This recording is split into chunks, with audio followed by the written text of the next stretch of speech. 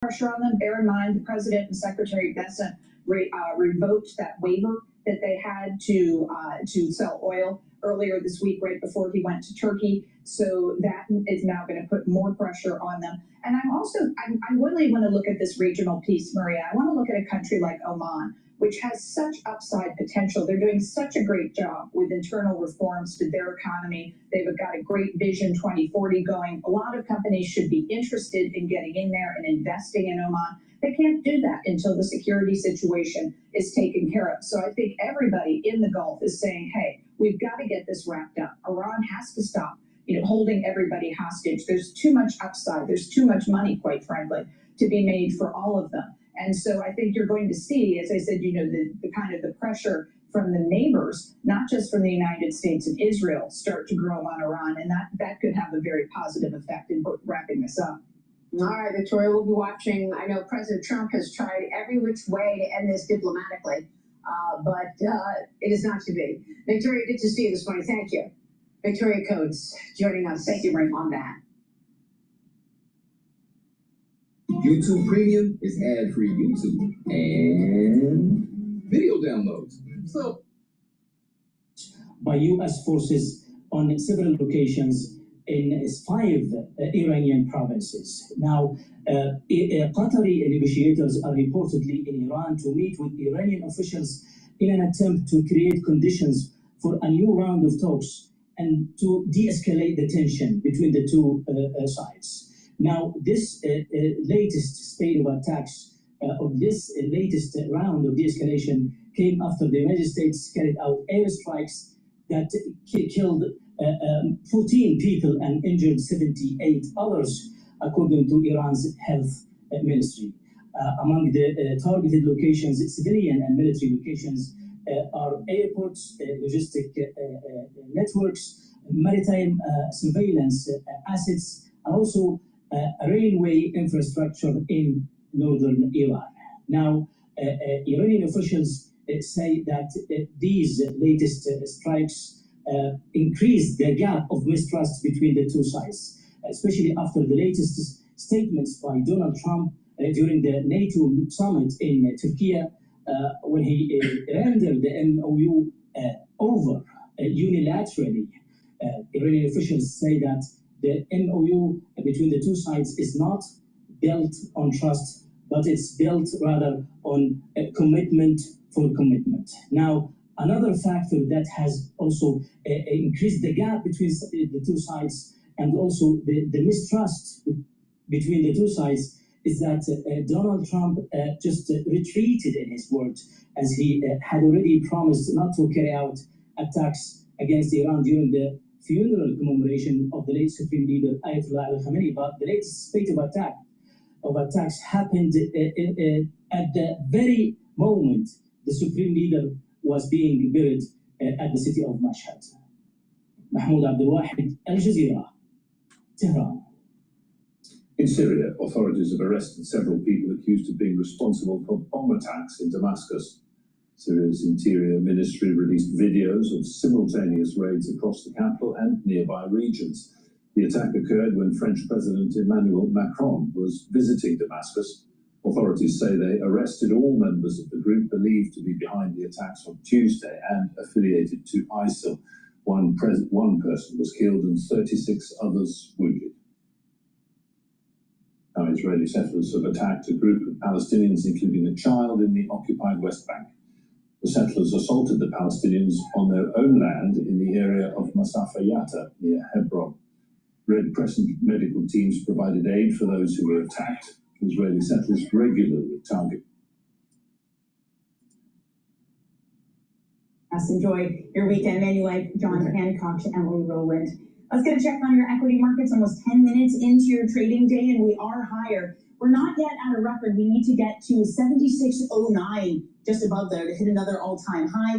It's this trade that keeps flipping. It is, I'll say this again, I said it all week, the check writers versus the check takers. Today it's the check writers that are moving higher. It is Meta, Microsoft, NVIDIA, Amazon, so all these companies that need to spend a lot on memory. To the downside, it is the chip makers. It is Micron, Intel, Lam Research, Broadcom. Eli Lilly is up there too, that's declining. So we are getting ready to absorb all the supply from SK Hynix. So some pressure coming into that. So maybe a little bit of technicality in today's trade, less than fundamentals. Eli Lilly being down is dragging healthcare with it. Infotech, again, it's the semis. That means that we're moving lower. And communication services is at the top with some of those hyperscalers like Meta having a very good day. And energy moves higher as the price of oil also goes up to the upside. Coming up on our show, why S&P cut Oracle's credit rating to just one notch above junk. That's coming up. This is Bloomberg Open Interest.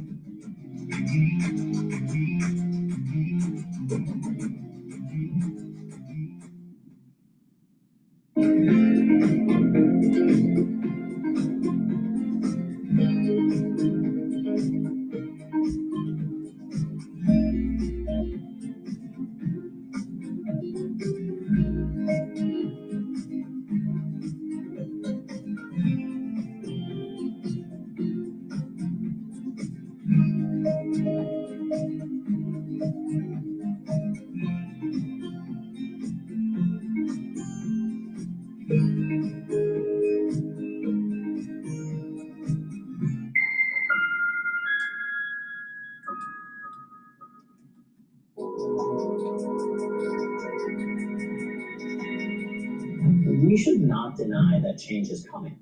And change is not coming just in data centers and AI. As a world, we are building infrastructure, we're building energy, we're doing energy transmission, we're building next-gen manufacturing, we're ramping defense, and we're doing this thing called AI and data.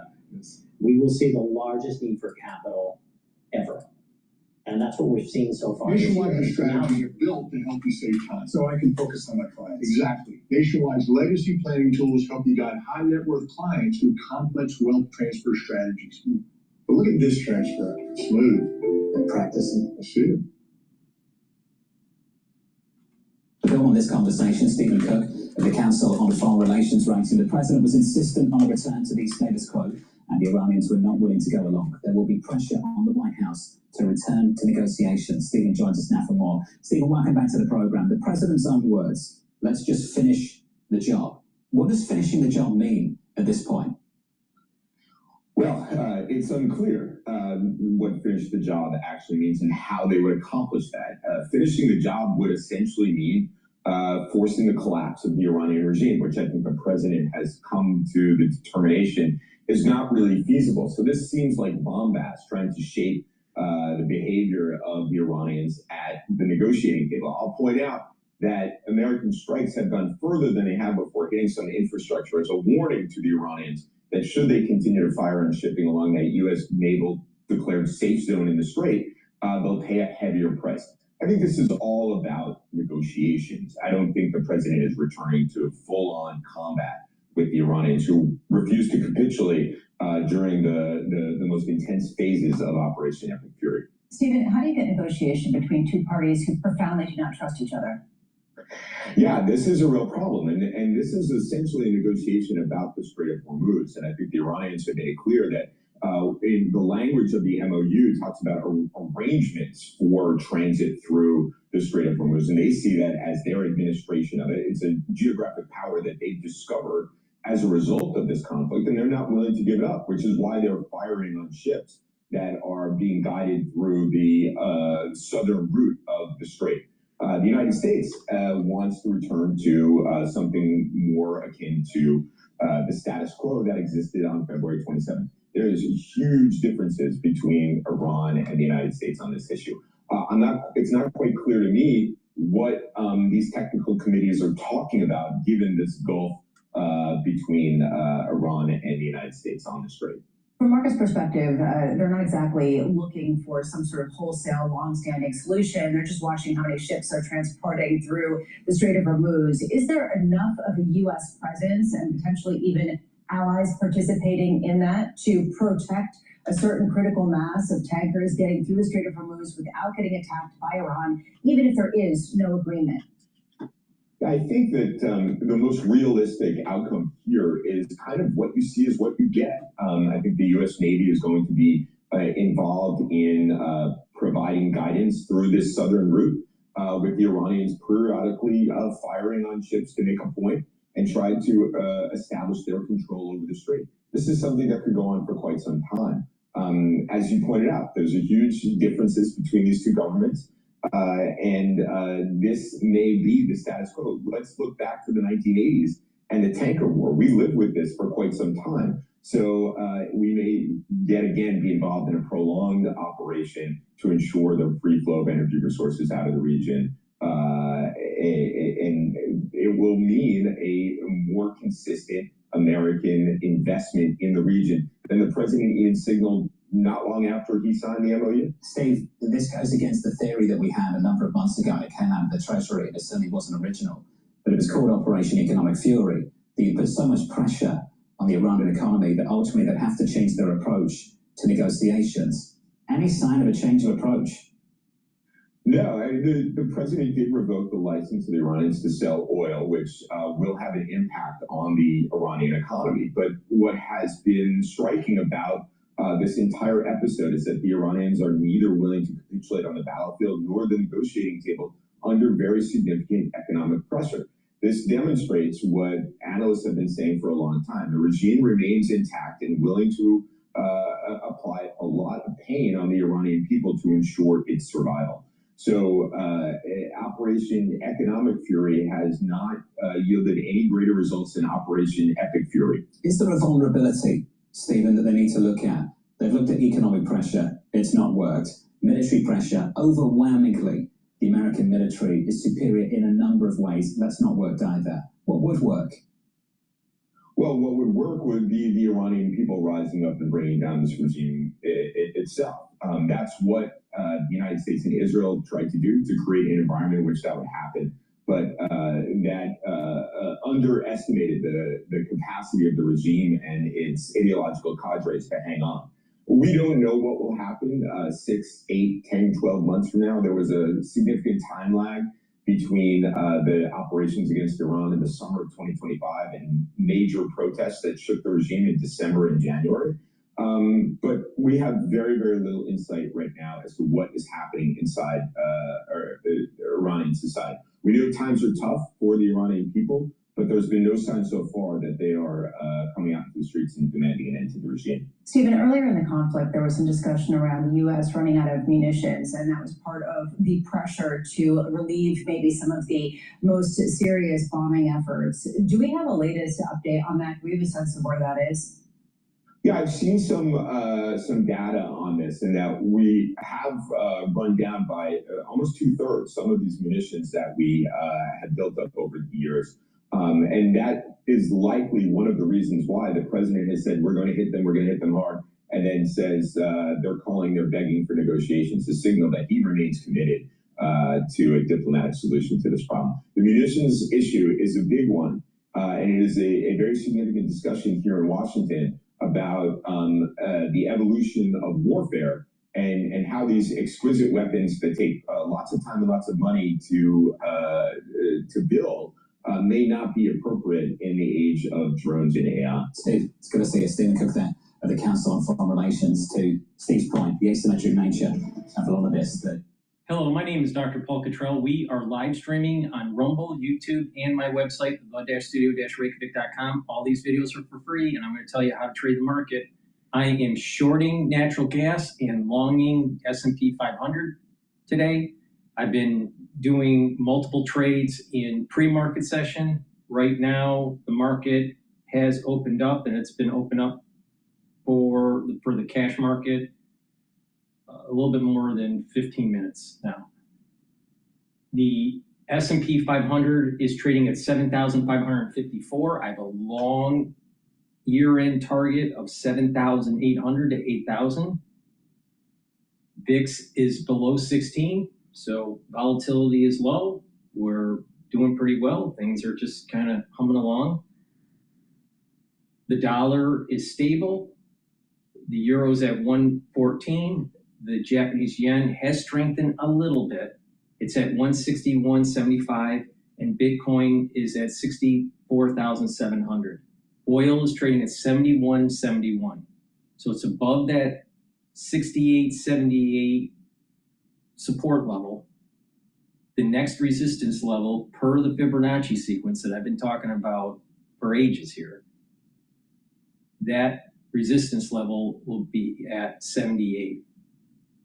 So you have a 68 and a 78 fib sequence range. Inside that, there should be a trading range between about 68 to about 72 for oil. Now, natural gas is trading at 2.919. We've been covering this. We were looking at it when it was at 3.2. I said it was going to go down. If you paid attention to me, you would have made some money. All right. Actually, you would have made a lot of money. So it's continuing to go down. It's at 2.911. We're in the summer season. It should continue to go down. Probably the next trading range is around 2.6 for the low bound and around probably 2.93. Before it was around 2.9 to about 3.3. Now we're going to have a new trading range because we broke that support level of 3. We're probably going to have a new trading range at about 2.9 to about 2.6. But you have to be really careful with this. It can move really fast in a different direction. So you have to watch. But overall, it's going to trend down for the summer.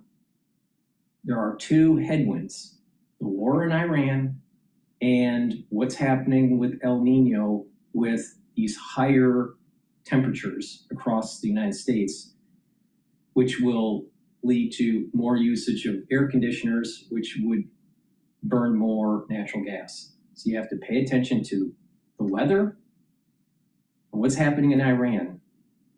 But the natural trend down for natural gas right now is happening. And if you just do some risk management, you can make some money. So that's my 2 cents. Long the S&P 500 right now and short natural gas. Please help support the work that I do because I do all these videos for free. Share the links, ask your social media to follow me, and purchase the great products that I offer. Go to my website, the-studio-reykjavik.com. If you follow my lead, you're going to make money and you're also going to get healthy. Magnesium and zinc, this will boost up your immune system and help with your brain function. Vitamin C and magnesium helps with your skin, your immune system, and brain function. Take them together for max benefit. Really important to improve that brain function. And another thing that will help with your overall health are probiotics. I have very high quality probiotics, either in the veggie cap form or in the powdered form, whichever way you want to take it, doesn't matter. But take it every day. And when you do that, your immune system at the gut level will improve. You'll have higher concentrations of IgA, your mucosal layer will improve, your gut biome will improve, the inflammation at the gut will go down, you'll reduce your chances of getting out, triggering or getting food allergies. You're going to reduce leaky gut syndrome. You're going to be able to sleep better. Your skin will improve.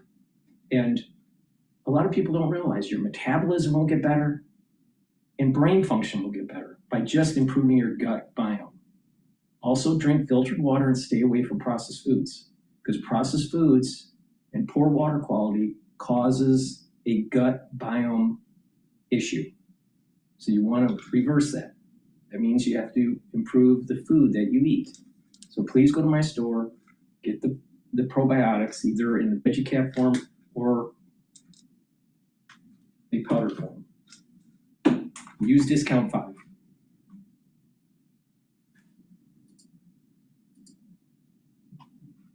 Discount or whether it should trade in par with it, but I would say that these ETF issuers, they would love to have their these single stock ETFs trading today, but the SEC is just not going to allow that. So we're not going to see these levered versions of SK Hynix here in the US likely until Monday.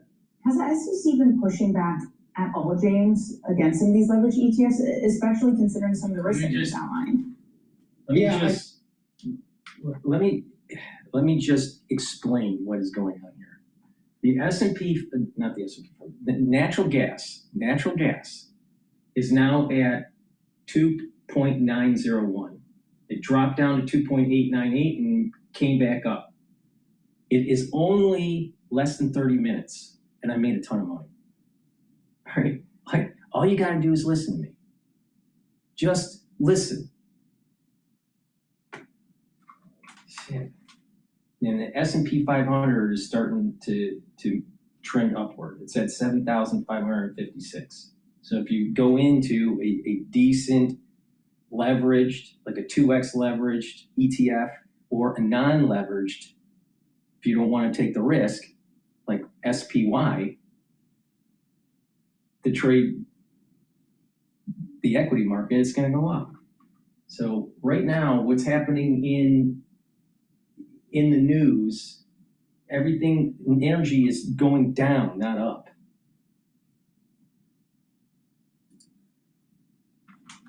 Much bigger here in the United States, but just per capita wise or what have you, is there a way to see if retail is way over invested in these things when they're not in the stocks?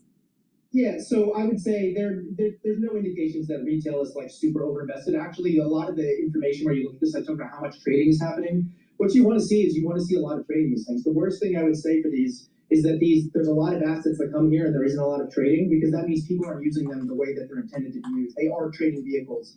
You see a lot of money pouring in as these things do well, and a lot of money coming out as these things do well. A lot of money pouring in as they go down. Basically, people are taking profits, trying to call bottom. So for the most part, there's some like a level of like intelligence in the people that are using these things. So it's been kind of healthy, but obviously it's if you look at Korea, they are like outsized in their ownership. But here in the U.S., we have about $200 billion in these levered ETFs. If you account for notional exposure, the leverage that's embedded in them is over $500 billion, so it's huge. But for the most part, the biggest ones are in the biggest names. All right, James, thank you so much for joining us. James Safart from Bloomberg Intelligence. ETF IQ, wow, every Monday, 12 p.m. New York time. All right, so the natural gas is trading at 2.897. I closed out my position, all right? Going into the weekend, I am now cleared and I can take advantage of what happens when Monday comes around. Now, trading and investing are two different things. Investing is holding it for the long term, so it's more passive, right? But that's investing. Trading is more like tactical. You can be in a trade for 4 days. You can be in a trade for 2 seconds. Yeah. So, but it's going to continue to trend down. It's going to continue to trend down. But the question is how much more will it go? Now, if you take a look at a 2-year chart of natural gas, it usually trends down during July and into August, and then starts to trend up.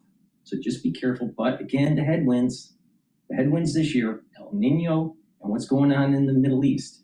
And Trump has a tendency to do something when the markets are closed and it's on the weekend. So just be careful, all right? But right now, I have a tactical long position in the S&P 500 right now. And a very, very small hedge position for natural gas, just in case something happens and it starts to creep up. But very small. Okay, with that, please go to my store, the-studio-reykjavik.com. It's the allergy season. You need things that will help to neutralize allergens. Take the Manuka honey or the orange splash structural nanosilver lozenges. It will help to neutralize and help to protect that oral pharynx. Super important so you don't get problems with allergens. And if it's during the cold season, you're mitigating the problem. And if you're cleaning around your house, the basement, the garage, working in the yard, whatever, make sure you take some of these lozenges because you're going to neutralize just in case you're exposed to something. Super important. It's made from structural nanosilver. Make sure you get a few bags for your household. Use discount 5. You get $5 off. I want you to save some money because prices are too expensive because the Federal Reserve doesn't know how to manage the money supply. But I want you to get healthy. And so if you follow my lead, you'll get healthy. These are products that I use all the time. So please go to my store, the-studio-reykjavik.com.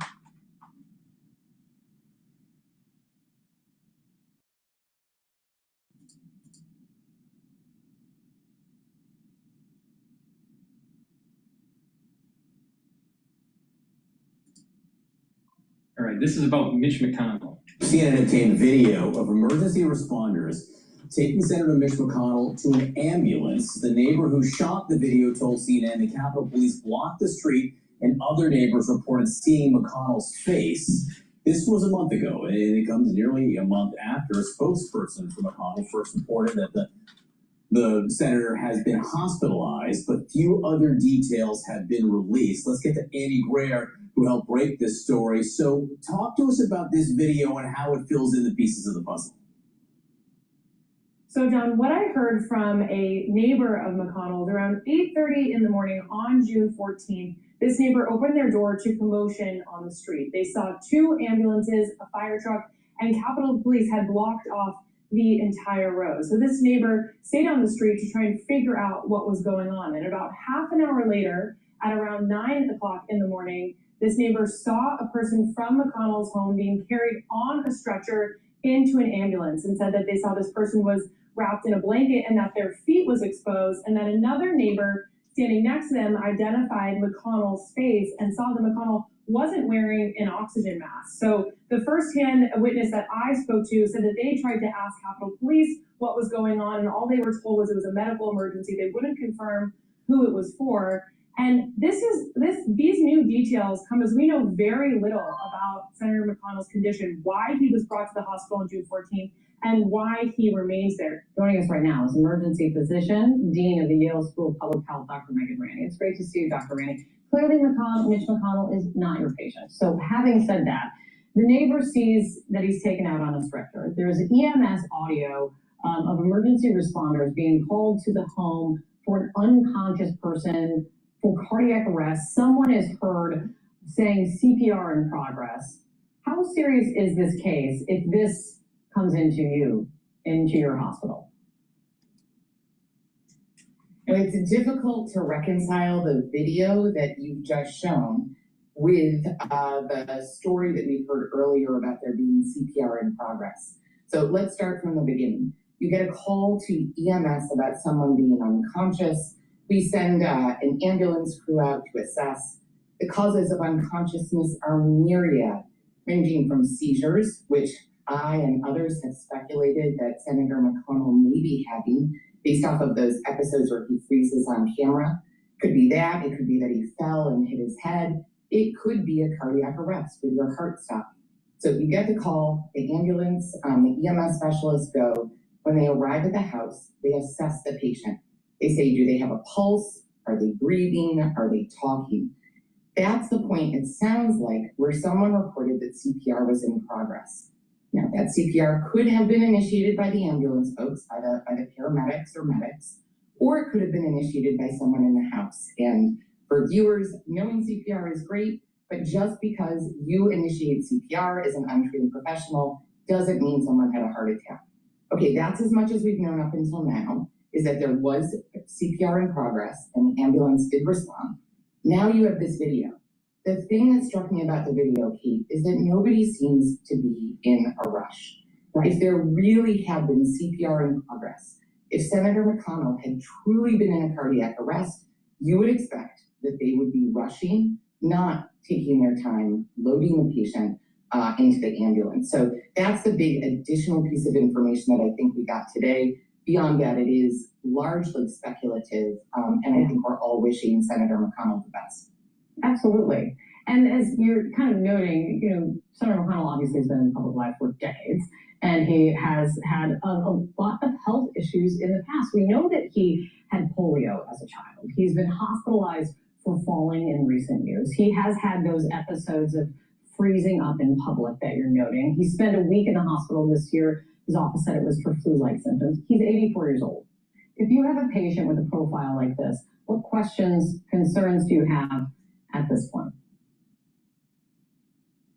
Well, to me, one of the biggest questions is around the fact that he's been in the hospital for 3 weeks.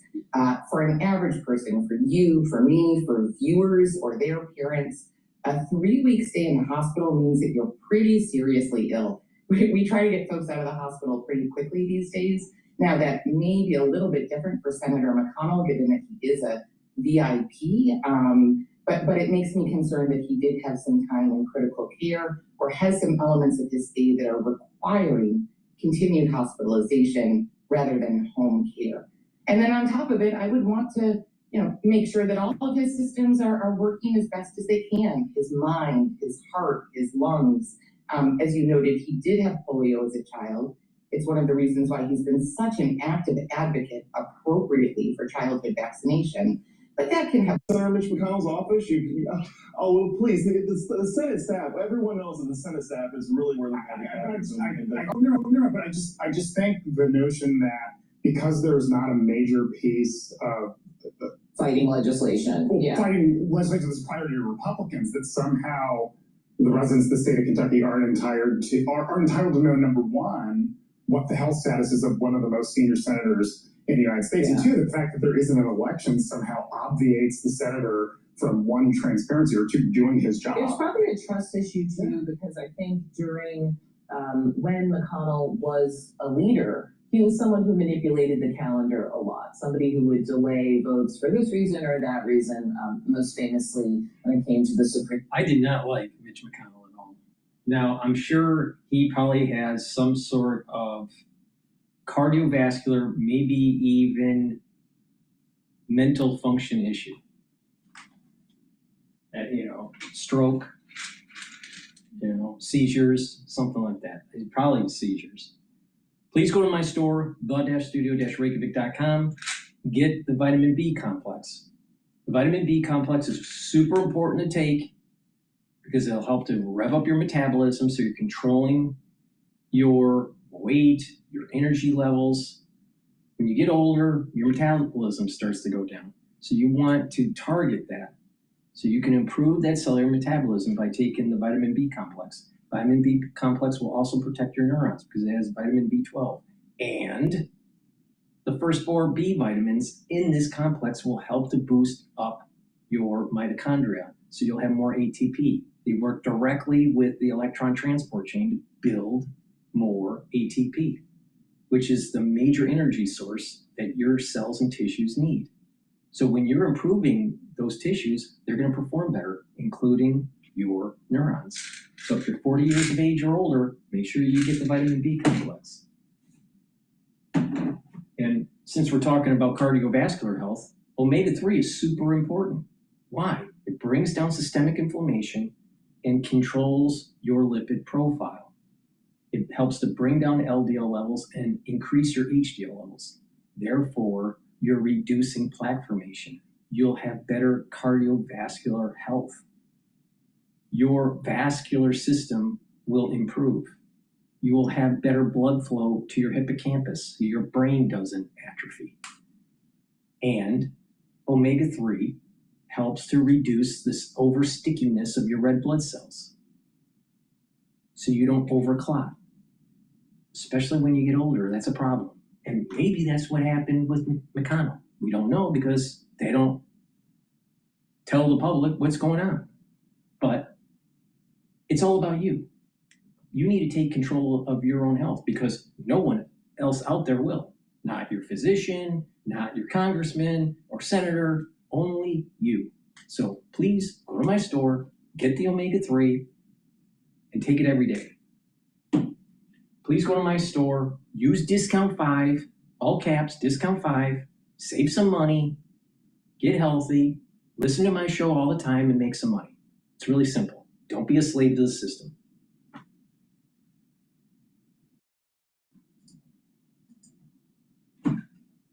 Available in my size, so I give up. Where a lot of the young women here were doing it. Yes. It was the greatest thing ever. Yeah, but then when you can't get what you want, it's not worth it. Exactly. And it's tough to actually surf through their website to find things that you actually want as well. Right. After a while, you're just thinking, whatever's in my size, just send it to me, please.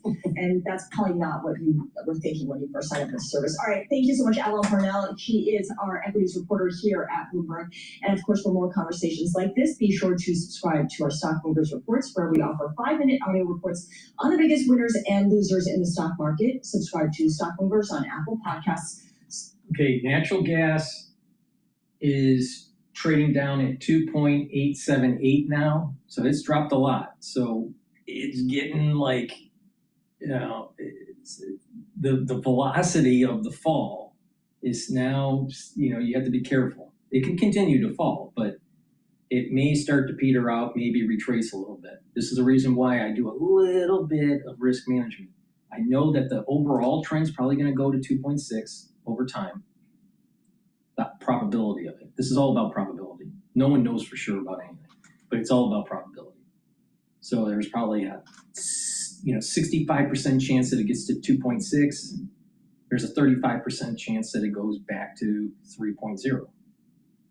Okay, so it's all about probabilities. But it's also the speed of the change, the velocity of the change, and the acceleration of the change. So price movements there can be the velocity of the price, but also the acceleration of the price. And when you have acceleration of a price move, it will start to decelerate, right? And then start to plateau and then maybe retrace. And that's what I'm thinking might be happening at the 2,850 range. Okay, with that, let's listen to John Bolton about Trump, because he has nothing better to say about anything but to complain about Trump. And I really believe that the deep state that no one can find is literally in his mustache.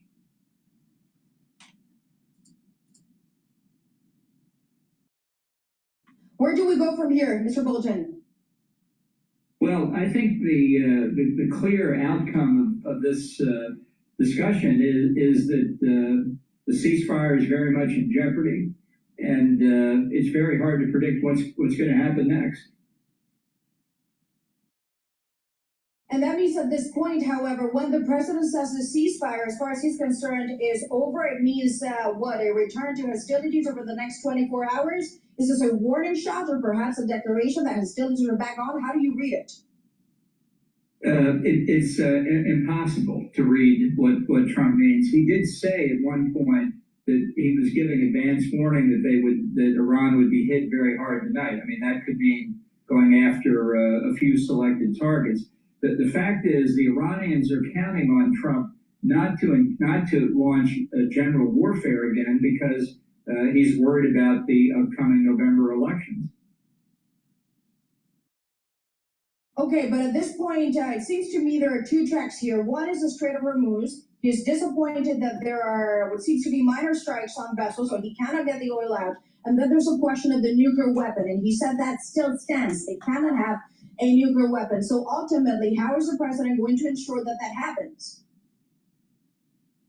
Well, personally, I don't think there is any way to ensure they don't get nuclear weapons until you change the regime. That has been the problem for the last 40 years as Iran has pursued nuclear weapons.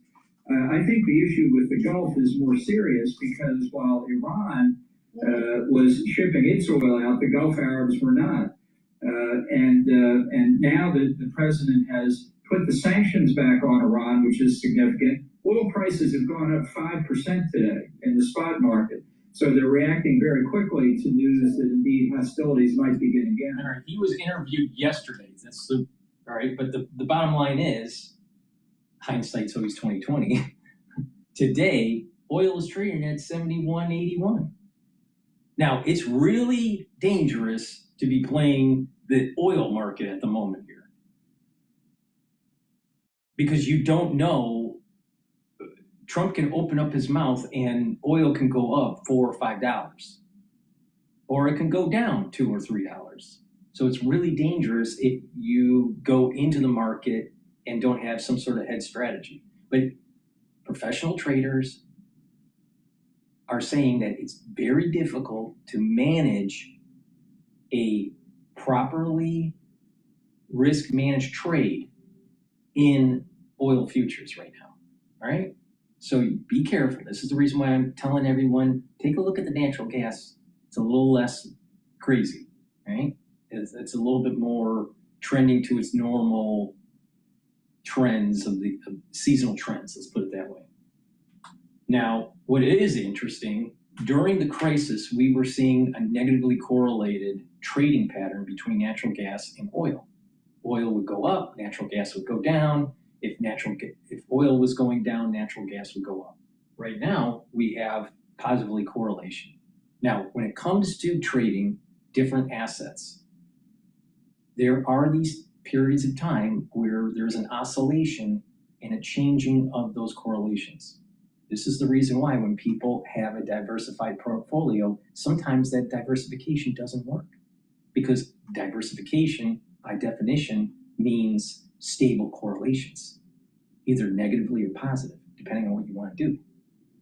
So the point that I'm making here is that something is changing. The system is changing. This is the reason why all those people that are just stuck with the fundamentals, they don't get it. They'll never get it. Complex systems emerge with certain behaviors, micro behaviors and macro behaviors. And this is the reason why behavioral finance always trumps fundamental, always. So with that, just pay attention. The oil market is trending down, but Trump could, and there's relatively good probability, more than 60% chance, that we're going to do further strikes in the region. And there's going to be a retaliation. So oil is probably going to trend down to maybe 68, and then all of a sudden it'll pop back up to 75. So this is the reason why you got to be careful with oil. Trading it is not easy. It's not easy. But as I was explaining what was going on from the day that the war started and the trading pattern, I kept on shorting. All right. At first, I had what is called a straddle position for hedging, and then I made money on the uptick, and then I closed it, and then I kept on shorting as it kept on climbing. All right, and that's dangerous to do, what I did, but I just kept on shorting it as it kept on climbing up to 120, and then it started going down, right? And I kept on shorting, and then I was able to make profit. But you gotta be able, one, to understand the dynamic, and two, to be able to take the risk. Just imagine what I just went through. Think about it. Think about what I just said, and roll back the clock. And I've been recording everything I've been doing. And at that time, when it kept on going up, I kept on shorting, waiting. But it was like, stomach pains all the time, because Trump would open up his mouth and $10 moves in oil. And because it's when you do leveraged positions, you had volatility decay. So, what I went through was difficult, and a lot of professional traders were doing what I was doing. So when people kept on saying, "Oh, it's so easy to make money," no, it's not. If you really are doing this properly, it wasn't, because of the mouth of Trump. So be careful with oil.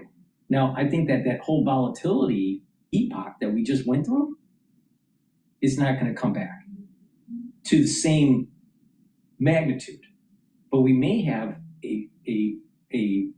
another volatility epoch with oil as we potentially move into further operations, pre-midterm election or post-midterm election. But I think that at least tactically, oil is probably going to be trading at in between that 68 to about $72 a barrel. And if peace is had and everything is copacetic, then it's going to drift down to 65. But I doubt that happening. Most likely, it's going to probably stay at that 68, 72 range, roam around there, right? And it flares up, pops up, goes to close to 78, and then drifts back down. But you can't, it's all about just paying attention to the news and having the proper risk management to set up that hedge.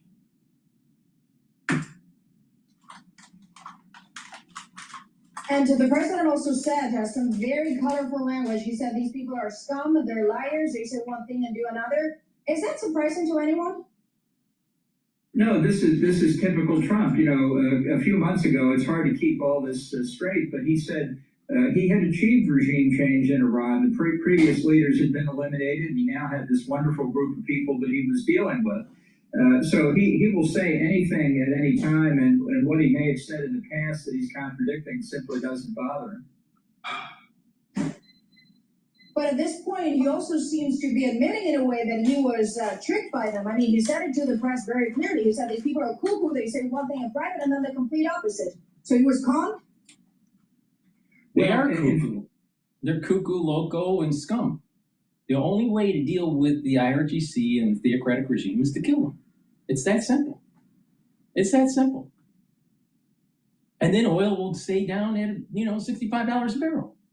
But if we keep on kicking the can down the road, it's going to cost more money, more people will be killed, and it's going to affect everybody's economy around the world more. And oh, by the way, if we solve the problem in the Middle East, we can use it as a leveraging point against China. Because guess what? China is building special ships where they get close to the shore. They have pillars that go pile drive into the sea, the floor of the sea. It raises up the actual ship, and they have a bridge that can be connected to another ship, and they have 3 of them. And then a boat comes and docks to it, unloads military personnel and heavy equipment vehicles like tanks, and rides down the track that's laid between the 3 ships. And the last track is actually on the shoreline. They're specifically designing and building these things and testing them now in China to attack Taiwan. So we need some leverage points against China. So no one's talking about this. No one's paying attention to what the Chinese are doing. Now, the United States has nothing like that. Nothing. There's no country in the world that has anything like that. It's pretty ingenious what they're doing. But our satellites that are right on China are staring at it, and we know exactly what they're doing and how many they have.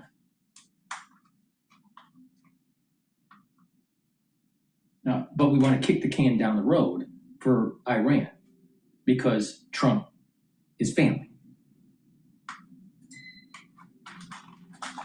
That's correct. I mean, the negotiators he has working on this, Jared Kushner and Steve Witkoff, don't know anything about Iran, don't know anything about nuclear weapons. Other than that, what could go wrong?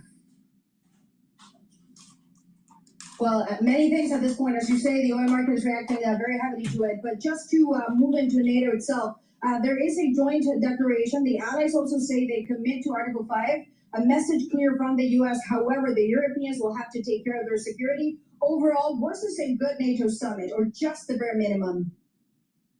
Well, I think the final statement that was agreed to unanimously is a good statement, and I think it does advance a lot of objectives. I think frankly, the outcome for Ukraine, maybe not everything that Zelensky may have wanted, but still nonetheless very positive.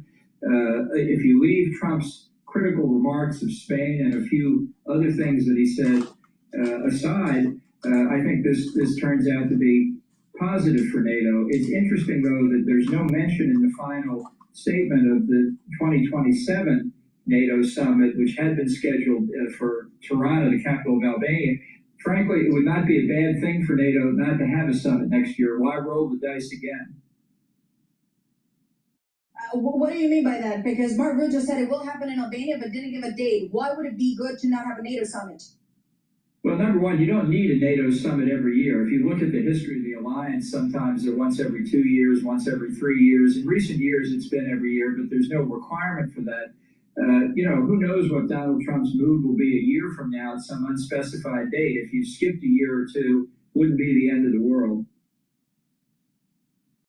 And sir, I want to ask you just a final question on this point. As you said, he lashed at the Spanish. He said they're not a team player. And he also said when it comes to Denmark, they're not taking care of Greenland. He also repeated it should be, quote, under the control of the United States. You know the man one-on-one. Is this a fixation or does he really mean business? By the end of his term, Greenland will be controlled by the U.S. No, he's trolling people, as they say. In the first term, I was in his office once. He was dictating a tweet, and he told the person typing the tweet, capitalize all the letters in that last sentence, which a lot of people, it drives them. It just is very, very distracting for people. And he turned and said to me, do you know why I just said that? And I said, no, why? And he said, because it drives them crazy. So why does he talk about taking Greenland? Because it drives them crazy. That's what it's about. So it's a provocation. Well, Mr. Bolton, thank you so much for joining us on Euronews, as always. All righty.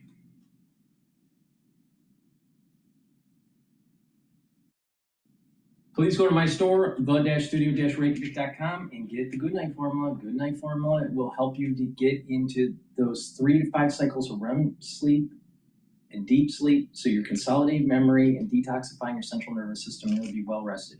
By doing this regularly, you'll be able to slow down the aging process and improve your brain function. Super important to take every night. It has tryptophan, melatonin, GABA, and passion flower. Another great supplement you can take in the morning or afternoon is the Clarity Factor. It gets rid of that brain fog and allows you to concentrate on tasks.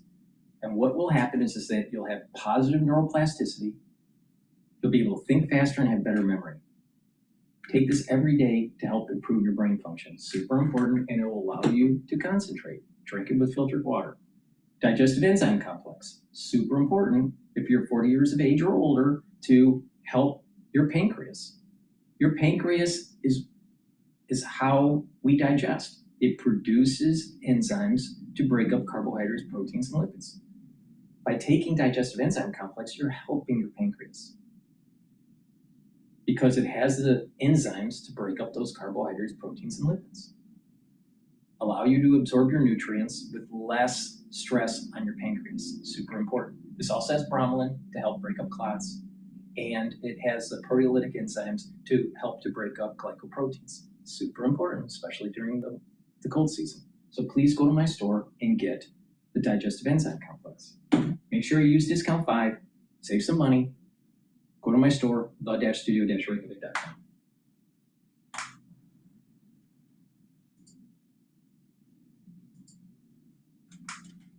Navalier and Associates out there in Reno, Nevada. Great Bloomberg opinion column out here today. Meta ushers in the era of the K-shaped company. A new class divide is emerging in big tech between those at the top of the artificial intelligence hierarchy and everyone else, with the former receiving high salaries and resources and the latter being viewed as disposable. Beth Poet joins us here. She is a Bloomberg opinion columnist, author of this piece. Beth, what's going on out there with some of these big tech companies? It seems like if you're in AI, they love you. Yeah, I mean, it's really interesting because I think tech has long thought of itself as this egalitarian utopia, and that's a much more complicated story, and we're seeing that play out again here, where I really think there is an AI hierarchy. There's the AI elite, and then there's everybody else. And even if you're doing things with AI, even if you're using AI tools, unless you are at the very top of this hierarchy, you are at risk. Unless you're the kind of person who is recruited to work at, say, a Meta and in charge of developing the AI capabilities, everyone else just feels like they're, hired hands and disposable increasingly. Yep. What is happening at Meta that is really exacerbating this divide? So we really are seeing this here. So there's, executives have thrown massive pay cut, like 9-figure salaries at developers, researchers, engineers who are really at the top of this field. Everybody else has faced the prospect of mass layoffs. I mean, we're talking, 10% of the company, multiple times over, right? We've seen multiple rounds of mass layoffs here. Workers have been surveyed in order to basically train their AI replacements. They've been drafted onto teams that are described as sort of soulless gulags. So it's this company that once was really one of the most coveted employers in Silicon Valley for a lot of people has now become, it's people are sort of hoping to get laid off. They want out. Well, what's really interesting here is Meta has walked some of this back. They've acknowledged recently that the way some of their various initiatives were rolled out was atrocious. They've said the environment is brutal. And I don't think this is because all of a sudden they discovered empathy. I think this is because it wasn't working, right? Like they are not winning the AI race. And I mean, that's not a big surprise that if you treat employees this way, they're not going to perform for you. So I think they've kind of realized that a little bit. They know what the problem is. They know what the problem is. How are they solving it? Because there is a talent war. You just talked about these 9-figure salaries for... Now, for the ones that are watching the dashboard, you'll notice that there was a big drop in the S&P 500, big candle drop. VIX spiked up, and oil started to go up to 72.68. And natural gas now is trading at 2.896. It was trading at 2.874. We also have in the 10-year price, it dropped, and Bitcoin dropped, and the dollar is starting to gain. So there's something that is happening in the market, maybe some news that I don't see popping up yet. But this is the reason why I said you got to pay attention and have a little bit of risk management. All right, either there's lots of ways to do it. I'm not going to go into the details of it, but there are 1,000 ways to do risk management. But just pay attention to the price curves that are on the dashboard here. There is a little bit of movement going on here.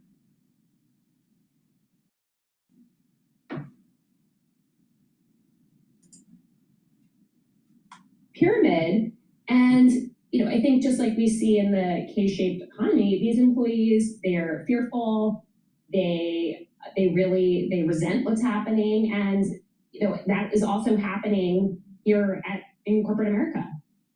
Well said. Let me just interrupt for a moment because we do have a headline here. President Trump says the U.S. has agreed to continue talks with Iran.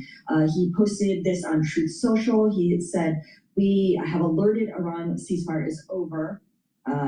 Iran has asked us to continue talks, and so the U.S. has agreed to continue Iran talks."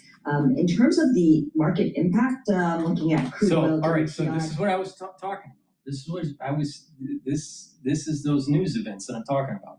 So officially, the MOU or the ceasefire done, but there's going to be further talks. So we're actually farther behind in moving the ball forward in allowing for peace in that region, reducing the conflict between the United States and Iran. We're farther away from that.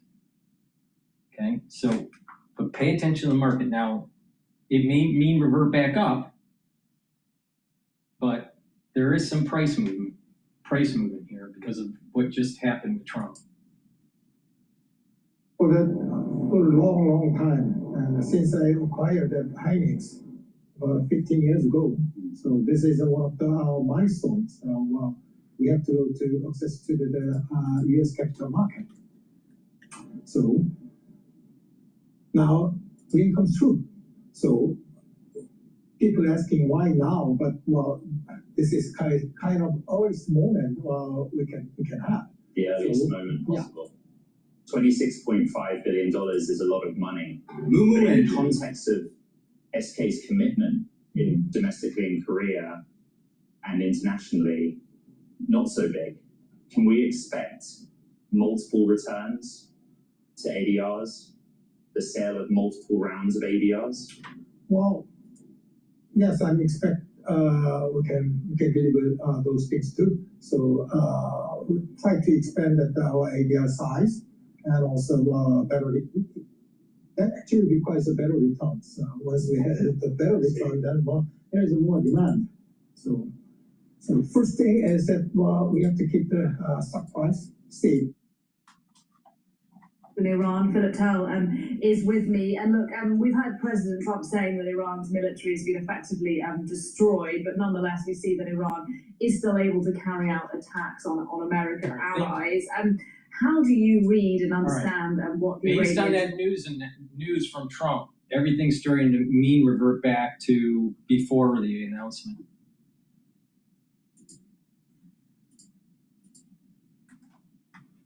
It's key to flex its muscles because it knows that the Americans are in a weak spot right now as far as the war in Iran is concerned. They want to put the pressure on American bases or American soldiers based outside of Iran and on Iran's immediate neighbors to put pressure on the US to end the war.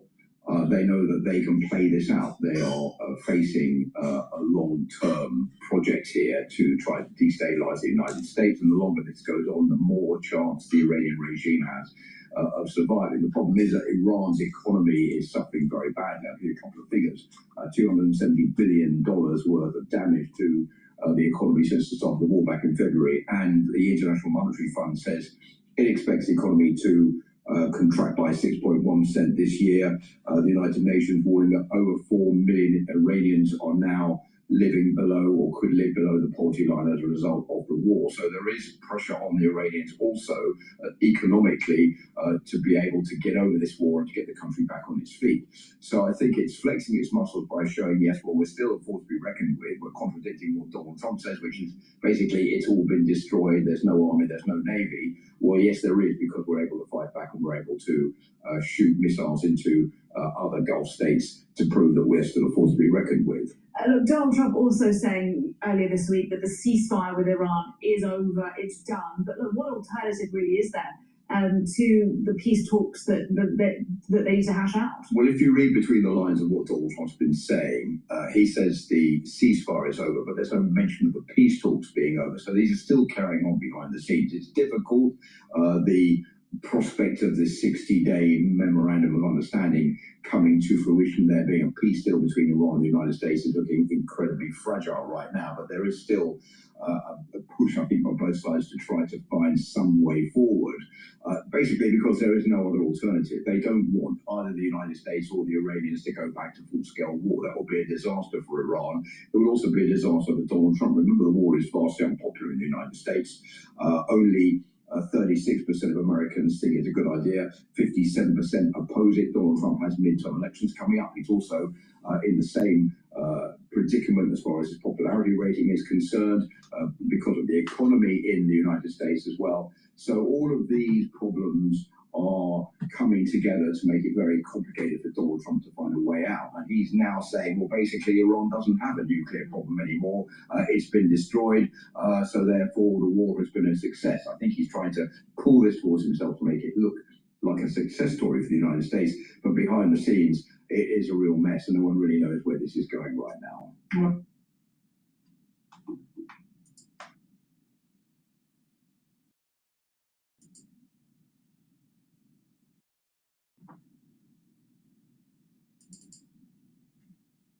Morning, Joe. The fact that the MOU is so obviously lopsided in Iran's favor is paradoxically a reason why I don't think we will see, or I don't anticipate, a return to full-fledged war. There was a phrase that President Trump used in the context of Israel and Lebanon a few weeks ago. You may recall, he said, a ceasefire in this region is when the two sides are shooting at each other a bit less. There was a truth to that, I think, and there's a truth to that in this context as well, which is that what we're seeing here with Iran attacking ships and the United States striking back is a kind of skirmishing. They're feeling each other out to say, I don't want you to take license with this MOU, but I don't want to walk away from it.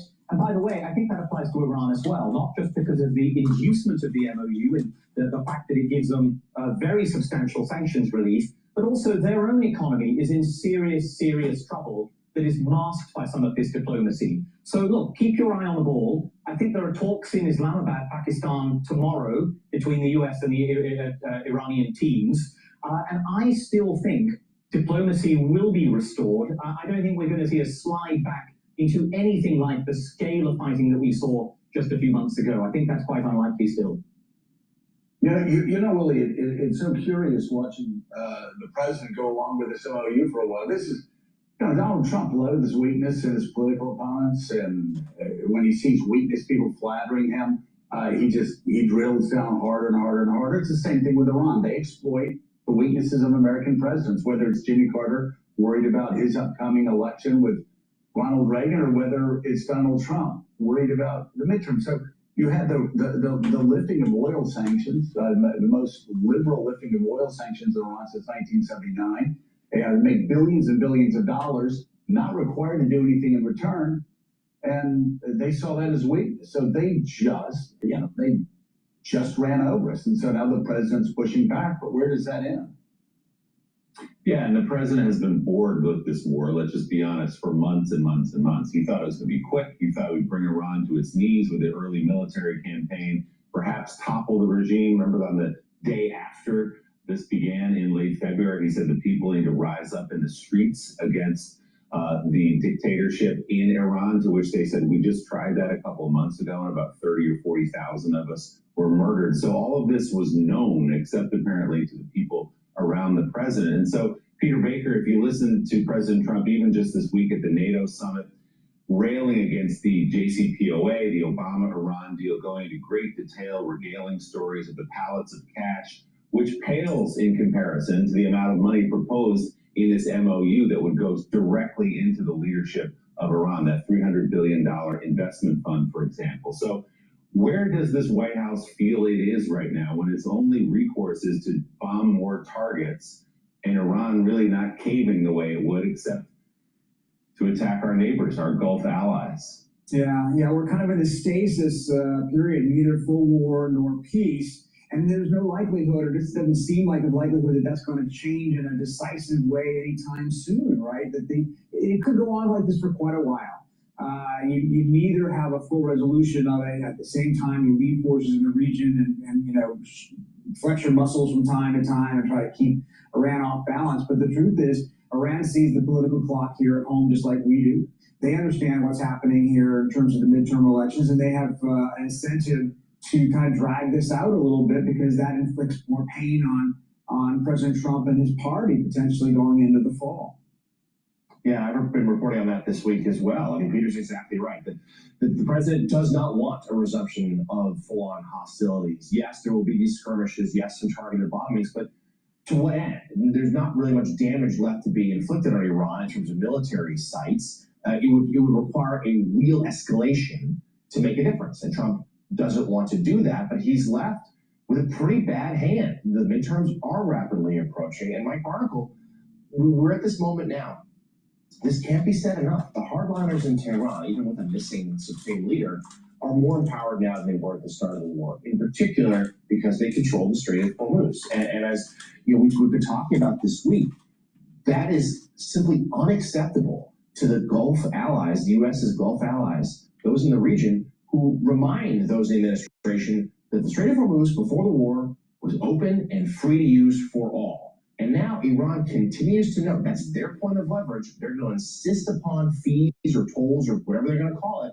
And those in the region who have frankly borne the brunt of the Iranian assaults are saying, and now we're going to pay them to rebuild?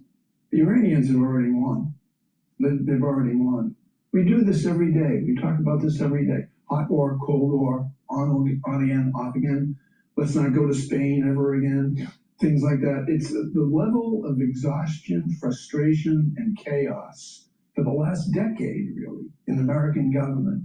You can feel it out there on the streets, in supermarkets, at gas stations. You can feel the American public carrying that level and wondering about it. And David French, I'm wondering whether you think that level of frustration that is out there among the American public. We've been carrying a load for a long, long time. I don't know where this goes, but it's out there. Yeah, I think at this point it's pretty clear that everyone except basically the core MAGA base now is over Trump. And even that core MAGA base is beginning to whittle away, just sort of step by step by step. I mean, well, look, Trump, I definitely have Trump fatigue. I want Trump to just solve the problems, get the job done in Iran, kill the IRGC, fix the White House, deal with domestic issues, get some of these bills that have been discussed passed, and then exit stage. I'm tired of Trump. I really am tired of Trump. So he's right about that. And I voted for him 3 times. And I also feel that Trump has a tendency to act very unpresidential. You know, it's time that he needs to grow up.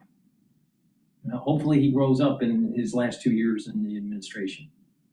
I doubt it, but I have Trump fatigue, especially with the fiasco that's going on in the market with him. And he opens up his mouth one day and then, 3 hours later, he's saying the opposite. He's bipolar.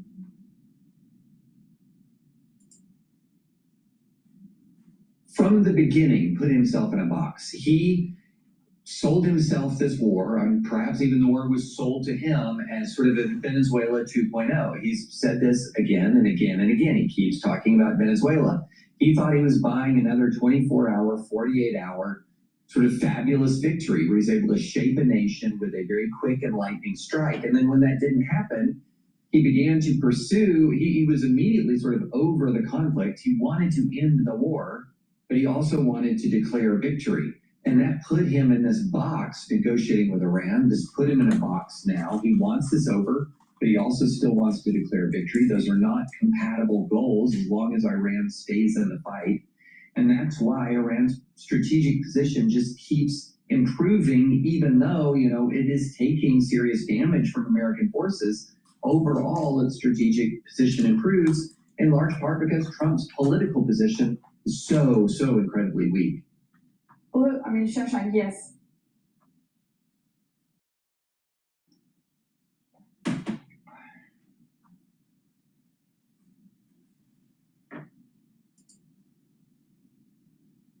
So I was throwing a cowgirl-themed bachelorette party, which naturally required sequin cowboy hats for all 10 guests.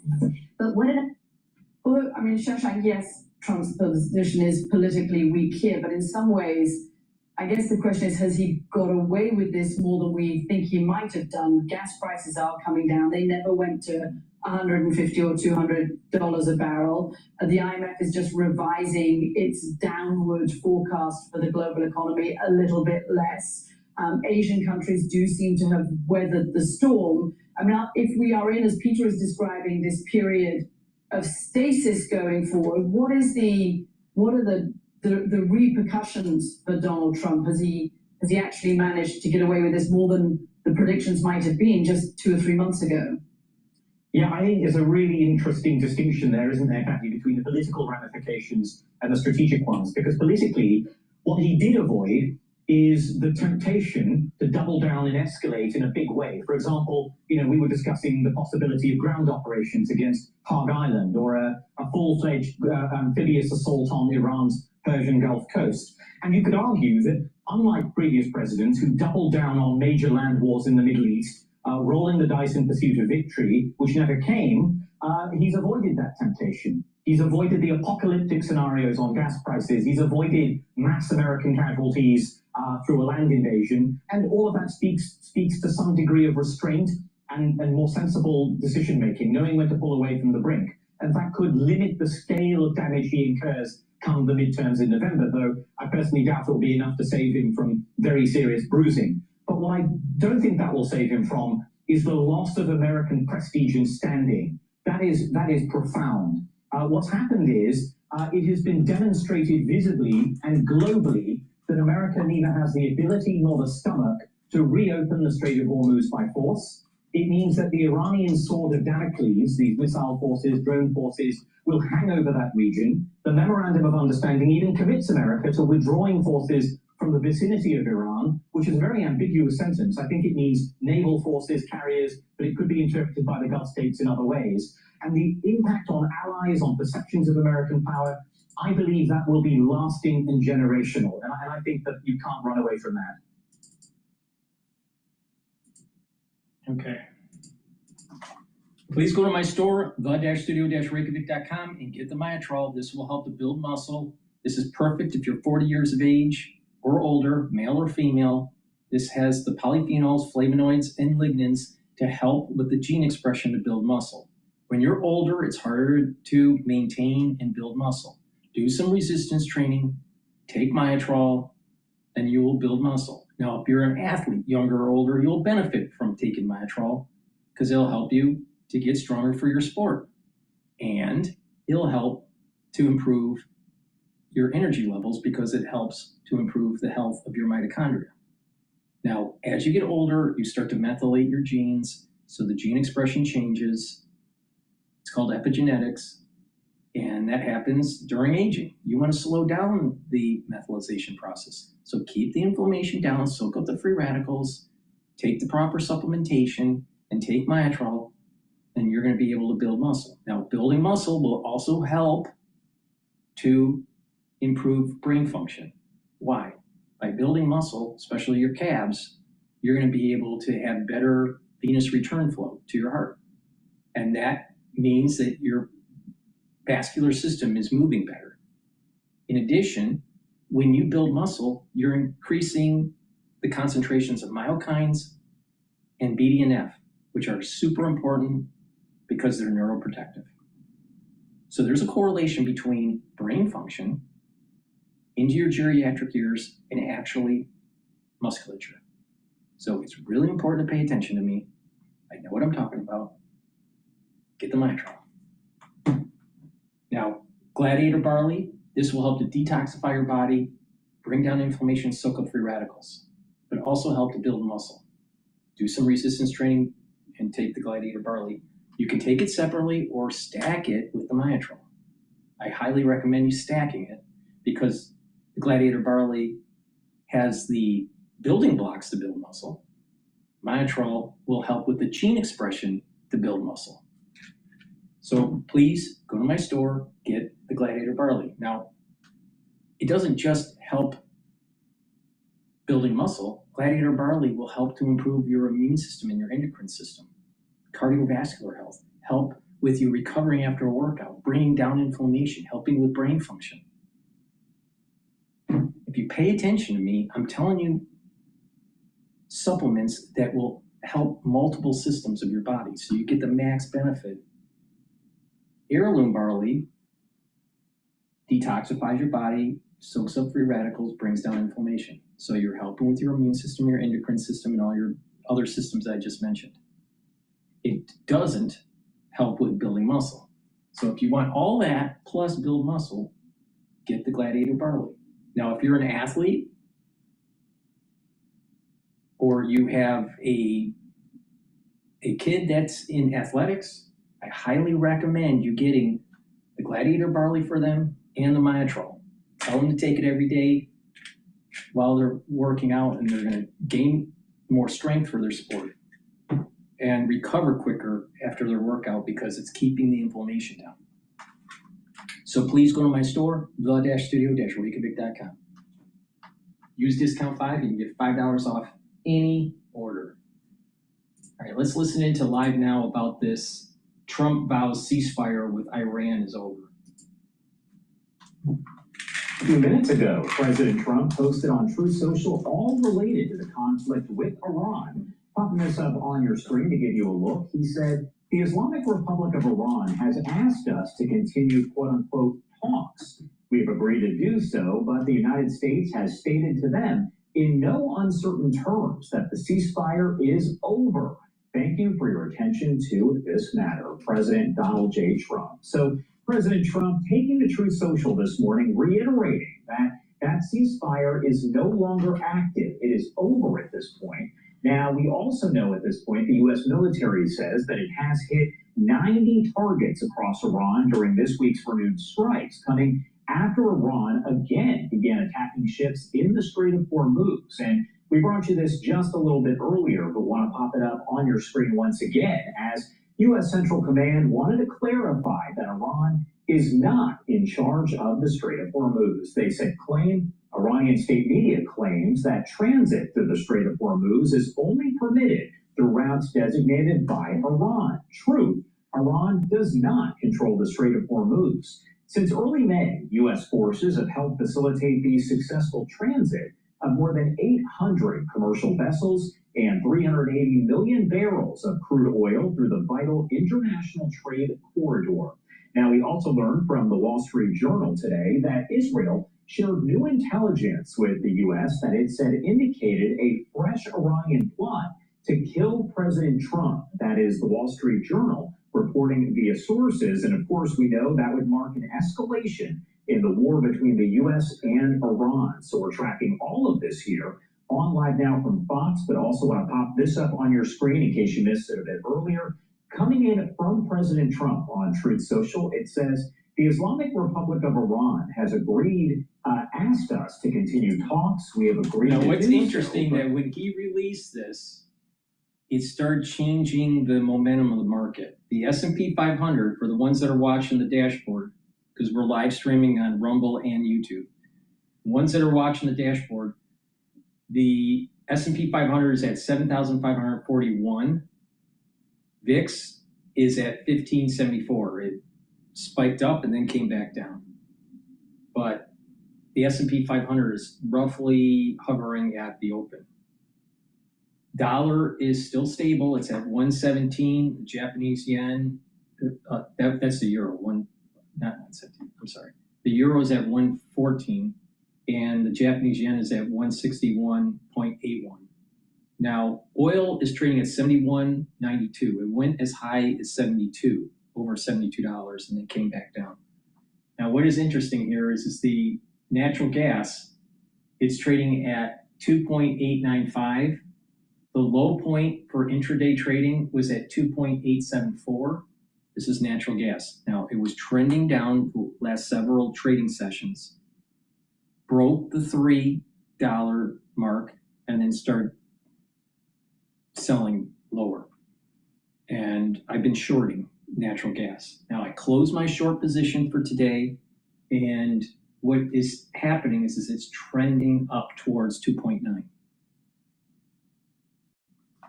So just pay attention that as we're moving into the weekend, there's event risk. There probably will be some sort of retaliation, maybe by Iran or the United States or even Israel. It's probably a high probability one of the three is going to do something. And there's going to be some tumultuous thing that happens, not really bad, but just something that may shake the markets a little bit. But overall, by year end, I think the S&P 500 will be trading at 7,800 or 8,000. I'm a little bit worried about the S&P 500 after 8,000, but we have to look at the price curve, wait it out. Now, 10-year Treasury is going down for the price, so yields are going up. So pay attention to that. Yields are going up. People are concerned about inflation. So what's the Federal Reserve going to do? Most likely they're going to hold for the near term. But what happens if inflation's still high by year end? They're probably going to have to raise rates. So it's going to add a little bit of tension into the market. If they raise rates, the market in the short term for the S&P 500 probably will sell off. All right, so, and then two other ETFs that are important to pay attention to if you want to play the energy market, Gush and DRIP. Gush is longing energy companies, and DRIP is shorting those energy companies. Today, the shorts are winning. The DRIP is trading at 5.05, and Gush is trading at 32.39. So as oil is starting to trend down, there is a positive correlation between Gush and oil, but it doesn't always happen that way, right? Sometimes oil can be stable or going down. The equity market is really climbing, and Gush will climb too because the energy companies are tied to the S&P 500, and all the stocks would be buoyant because of that. That's not the case today, and there's this big rotation out of the Mag 7 and going into other stocks, maybe tangential to AI tech companies, or just moving into defense plays but there is a rotation. It seems like there's a rotation coming out of the Mag 7. Please go to my store, the-studio-reykjavik.com. Get the ashwagandha root. This will help to control your blood glucose levels and your cortisol levels. That's really important to help with your immune system and cardiovascular health. Turmeric soaks up free radicals and brings down inflammation. That's important. You're going to be recovering after a workout quicker. Your immune system will be better. Your endocrine system will be better. And your cardiovascular system will be better. Why? By bringing down inflammation and soaking up free radicals, you have less concentrations of oxidized LDL. Therefore, you have less plaque formation. Lignans helps with the immune system and the endocrine system. It's going to soak up free radicals and bring down that inflammation. Now, you can take them separately, but I highly recommend that you stack them. Why? Because it's synergistic. It's going to boost up your immune system, help with your endocrine system, help with brain function, help with your cardiovascular system. And you're going to slow down the aging process. If you do this regularly, take the lignans, the turmeric, and the ashwagandha together. Please go to my store, the-studio-reykjavik.com. Make sure you save some money by using discount 5. All caps, discount number 5. The United States has stated to them in no uncertain terms that the ceasefire is over. Thank you for your attention to this matter. We also have this post coming in from Trey Yingst, our buddy over at Fox News, where he reiterates all of that, saying President Trump says the ceasefire with Iran is over. Quote, the Islamic Republic of Iran has asked us to continue talks. We have agreed to do so, but the United States has stated to them in no uncertain terms the ceasefire is over. So very firm words coming in from President Trump.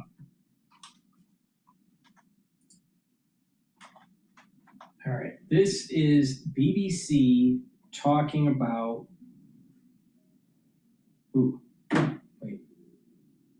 Qatari negotiators arrive in Iran. So let's listen to that. That's from Fox. People who have a lot of credit card debt can be thankful for this. There's something called financial hardship that allows Americans to get immediate financial. Tensions remain high in the Middle East. Mediators are pushing to restart talks between the U.S. and Iran after the latest round of fighting. All of this coming as Israeli intelligence reportedly reveals another plot to assassinate President Donald Trump. Mike Tobin is live in Tel Aviv. He's got the latest details on that for us. Hello, Mike. And Sandra, we just got word in the last few minutes that Qatari negotiators have arrived in Iran with the blessing of the United States and the goal of de-escalation as well as trying to get the Iranians back to the bargaining table. This, as you mentioned, Israeli intelligence, according to the Wall Street Journal, relayed to the United States a very specific plot to assassinate President Trump. That last bit of information, frankly, doesn't come as a surprise to anyone. The Iranians have not been subtle about it. If you look at the funeral for the late Ayatollah Ali Khamenei and the banners they displayed, they read, "We will kill Trump," both in English and in Farsi. Iranian threats to kill Trump date back to 2020 when Qasem Soleimani was killed during Trump's first term. The interviews with... because when you're killing, when you're putting a contract on the head of the United States, you got to do it in Farsi and in English. Person chants at the funeral were, by the blood of the martyred Ayatollah, we will kill Trump. A lot of anti-American and anti-Israel chants.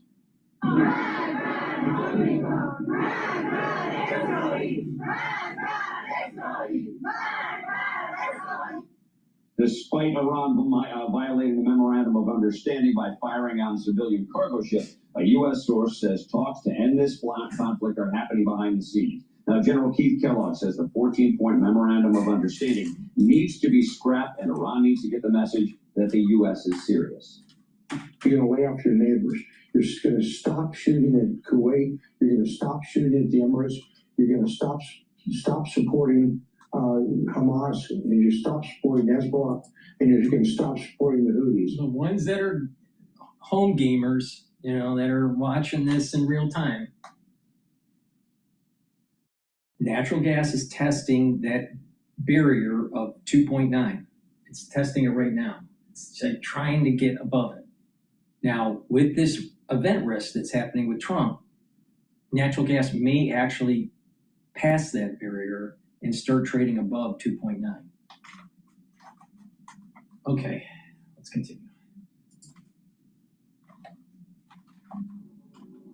And Prime Minister Benjamin Netanyahu of Israel had a phone conversation with President Trump yesterday. Netanyahu does not support President Trump's desire to sell F-35 fighter jets to Turkey. The Prime Minister emphasized comments from the Turkish president in the past against the existence of Israel. Netanyahu has been making the argument that the balance of power in the Middle East is maintained by Israeli air superiority. Sandra? Okay.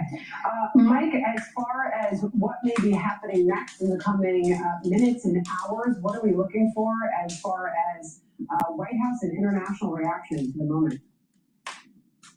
Well, I think what we're looking for right now is dialogue and any indication that things are going to move forward with talking as opposed to firing and sending messages back and forth. Whenever the U.S. fires into Iran, they respond by firing on their neighbors. And we're also going to see if this 14-point memorandum of understanding is going to really see the light of day again, since it was clearly disregarded by the Iranians, and then the U.S. ended the ceasefire. Interesting to note also the latest that we heard from the president as he was departing on his trip about being the #1 target for Iran. So we'll see what we hear from the White House today. Final thought there, Mike? You got it. All right. Thank you, Mike. I want to bring in Mike Pompeo, former Secretary of State and CIA Director, now Fox News contributor. And sir, I know you're out somewhere. Go ahead and tell us what you make of the negotiations now underway in Tehran. So does this suggest that the bombing for 2 straight nights drove Iran back to the table? Well, Bill, I think that's pretty unlikely. I suspect they'll hear the Qataris out, but most certainly they're not going to change their behavior. We've seen this for 47 years, Bill. There's no reason to think that a couple attacks they've responded to, right? They fired into the Emirates, to Bahrain, to Kuwait.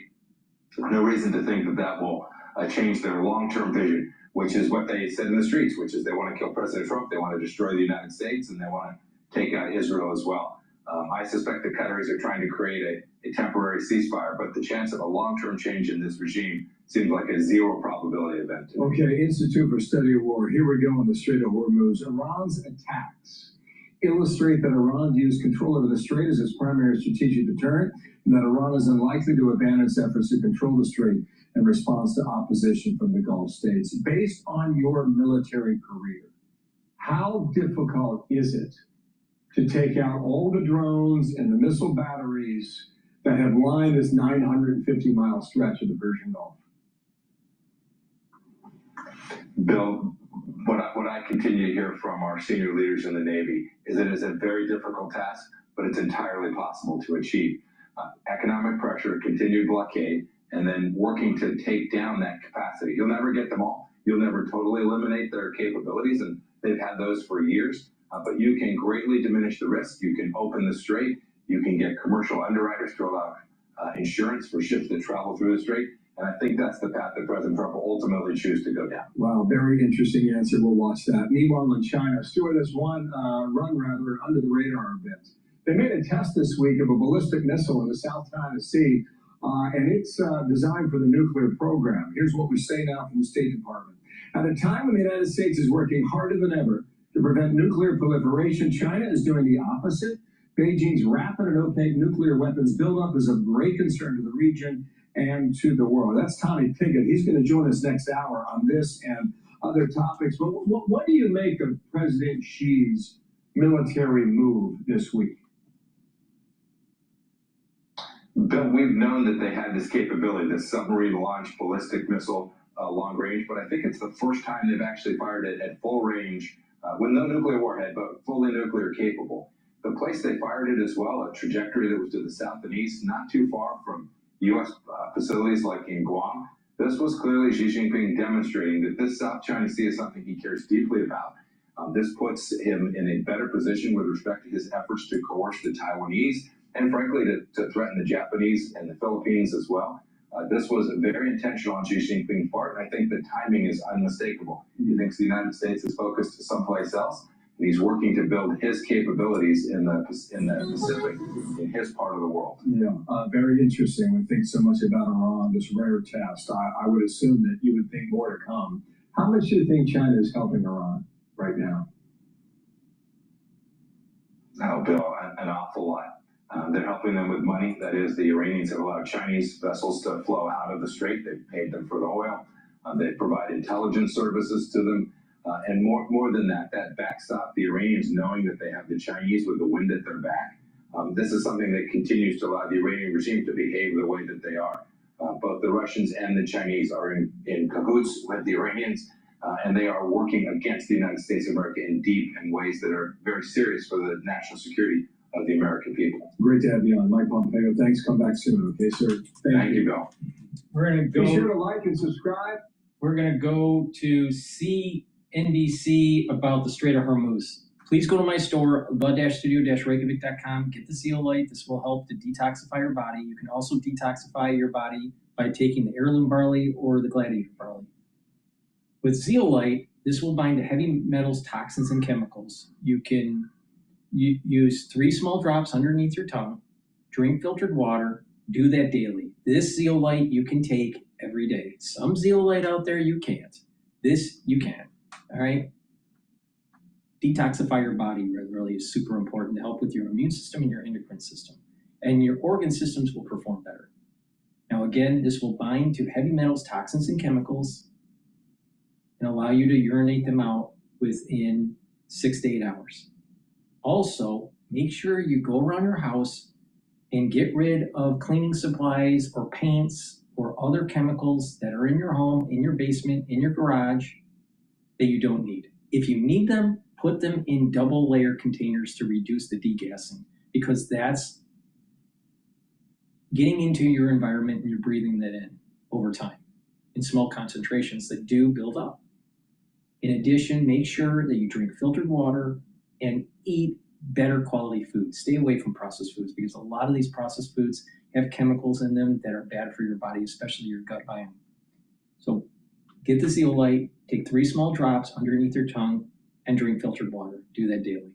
If you want a heavier detox, take zeolite, do 5 small drops or 10 small drops. Drink the filtered water, do that daily until the bottle's done, and you do that once or twice a year. So you either do a heavy detox or a maintenance detox. I recommend the maintenance detox. Please go to my store, the-studio-reykjavik.com. Get the zeolite.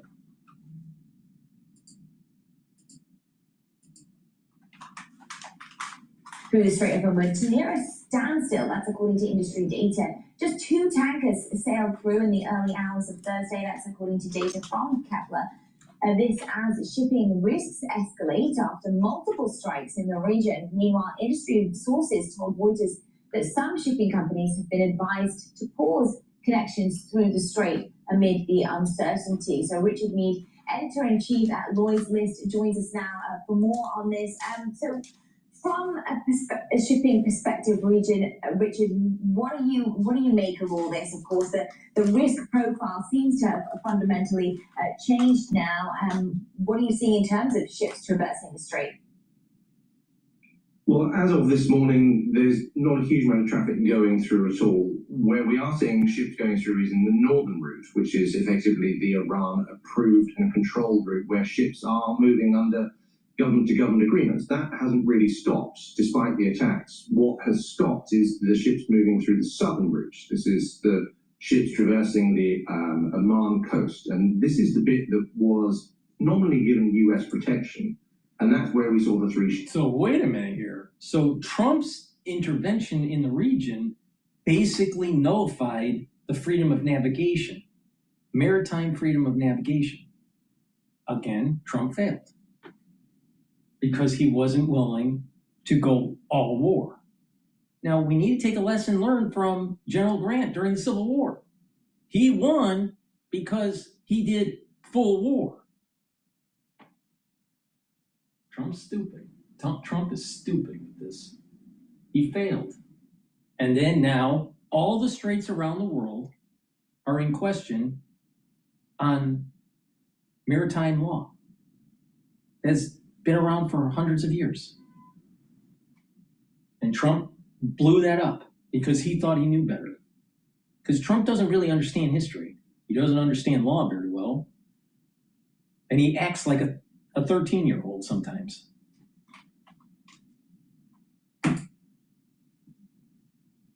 Hits. Now, these were state-owned ships, state-owned by Saudi Arabia, UAE, and Qatar, which I would say is probably calibrated to send a very clear message to their Gulf state neighbors. So, consequently, right now, shipping is again in a state of limbo. I suspect we're probably going to see ships start transiting again as confidence builds if there are no more attacks. And we're just going to be in this cycle of escalation and de-escalation. Shipping is really just sort of trying to play the windows when they open. I don't see this really fundamentally changing until there is some stable, credible control system in place that shipping can trust. Richard, you mentioned there that you do expect the ships to start again. What is interesting in the currency market, the dollar is weakening a little bit. The Japanese yen is starting to strengthen. It's at 161.62. When, for the ones that don't know, I look at some risk factors. One risk factor is the Japanese yen strengthening. If it is, and the VIX is going up, that is really bad for equities. VIX index is still at 15. But if we continue to see a precipitous strengthening of the Japanese yen and the weakening of the US dollar, we may see that equities may be selling off here. All right. Or people are concerned about event risk over the weekend because of what Trump just released.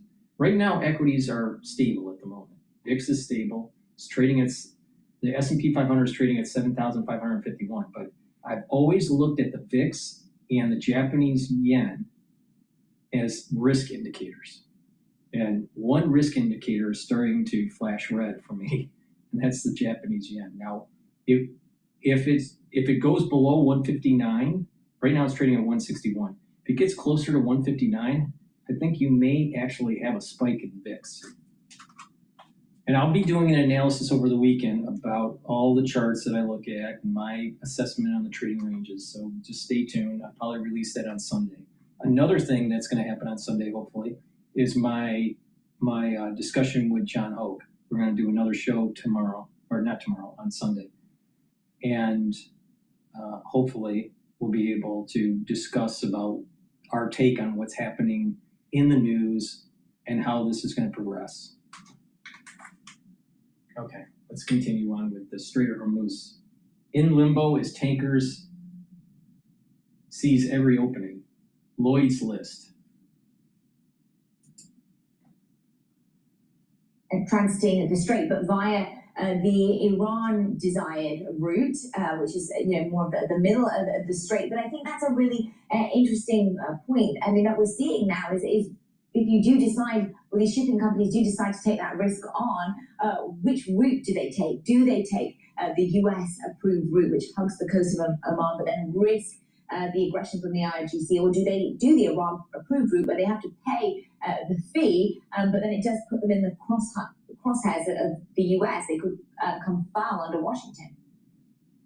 Well, yes, you are, in the horns of a dilemma here as a ship owner.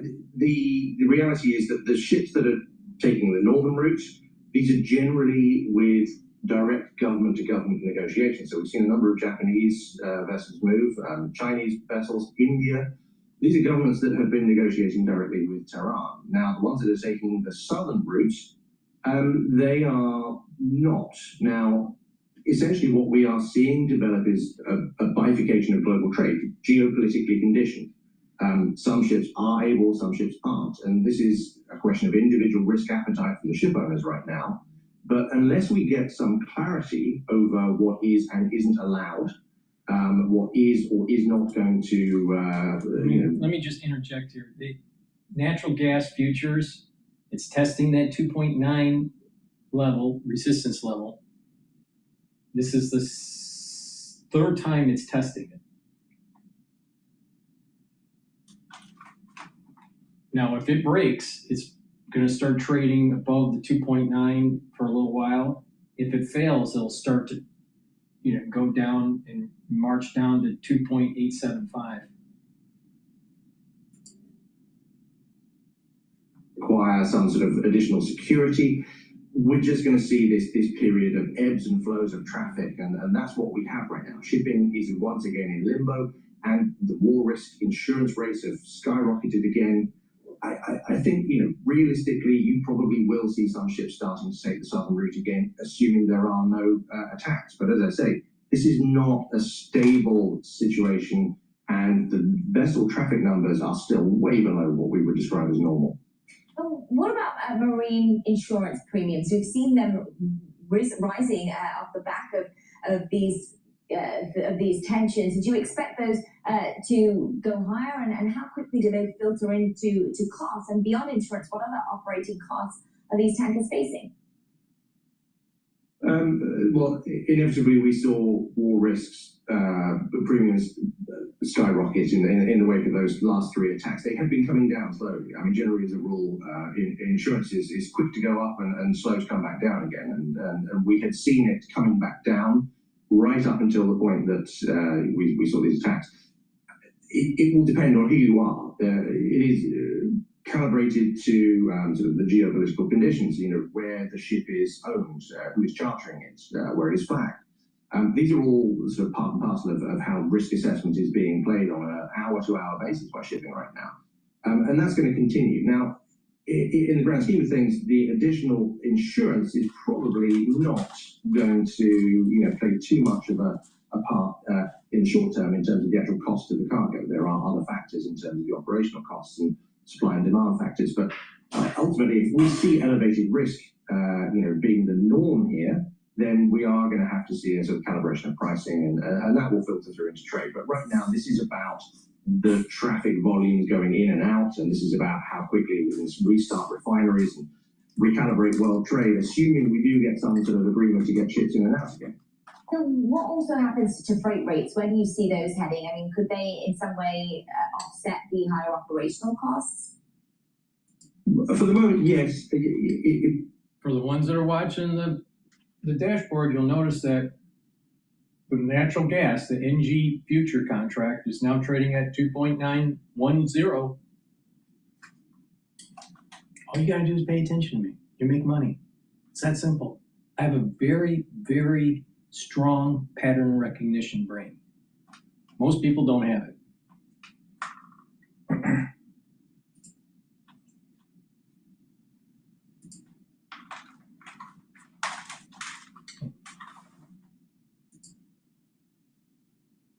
This is temporary. This is an industry in limbo. This is not normal market dynamics at play. So we're just going to have to wait and see what the traffic looks like. And the bottom line is that the professional traders are pushing oil down. It's now trading at 71.29.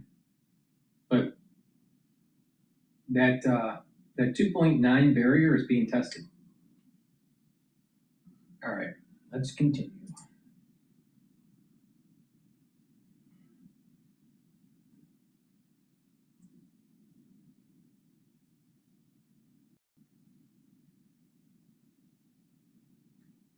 Let's listen into AI bust fallout would be more significant than .com. Oh, let's see what happens there. There's really nothing new under the sun, and that's because human nature doesn't change. The characters change, the names change, but it's fear and greed. We can go back to the South Sea bubble, Dutch tulip bulb mania. History repeats itself over and over again. Put AI into that context here, because people have been positioning AI. Other than electricity, there's been nothing more important than AI. How do you think about just this whole concept writ large? I'm not bearish on AI per se. I'm sure we're all going to use it. Many of us are using it already. The question is, what's the ROI on the AI? It starts out, the way these bubbles all start, there's a kernel of truth that captures the imagination of the individual, whether it's a South Sea bubble or it's Dutch tulip bulbs, or it's .com, which I've lived through. Yep. And it starts out as a good idea, but what happens is the price changes immeasurably. And the best definition, I've actually heard of a bubble. There are many definitions. The best one I've heard is something that changes human behavior, that people do things that they wouldn't do otherwise, whether it's because of FOMO, fear of missing out, or otherwise. And I think that's kind of where we are with AI. I mean, anyone that tries to try to figure out the fundamentals of the market, the fundamentals of the economy, doesn't mean anything. It's all about behavior. It's all about emergent behavior, behavioral finance. It's not about fundamentals. Never has been, never will be. If it was, then markets would be in equilibrium all the time. But because markets are not in equilibrium all the time, because there's dislocations, there's disequilibrium between suppliers and the ones that want something, the buyers and the sellers, there's a disequilibrium there. It's more about behavior. And it's not about just behavior. It's about perception of movement. So you have behavior, but if you go into the function of behavior, it's about perception of movement, velocity, acceleration of price. And this is why the Greeks, for the ones that do option trading, it's so important to pay attention to delta and gamma.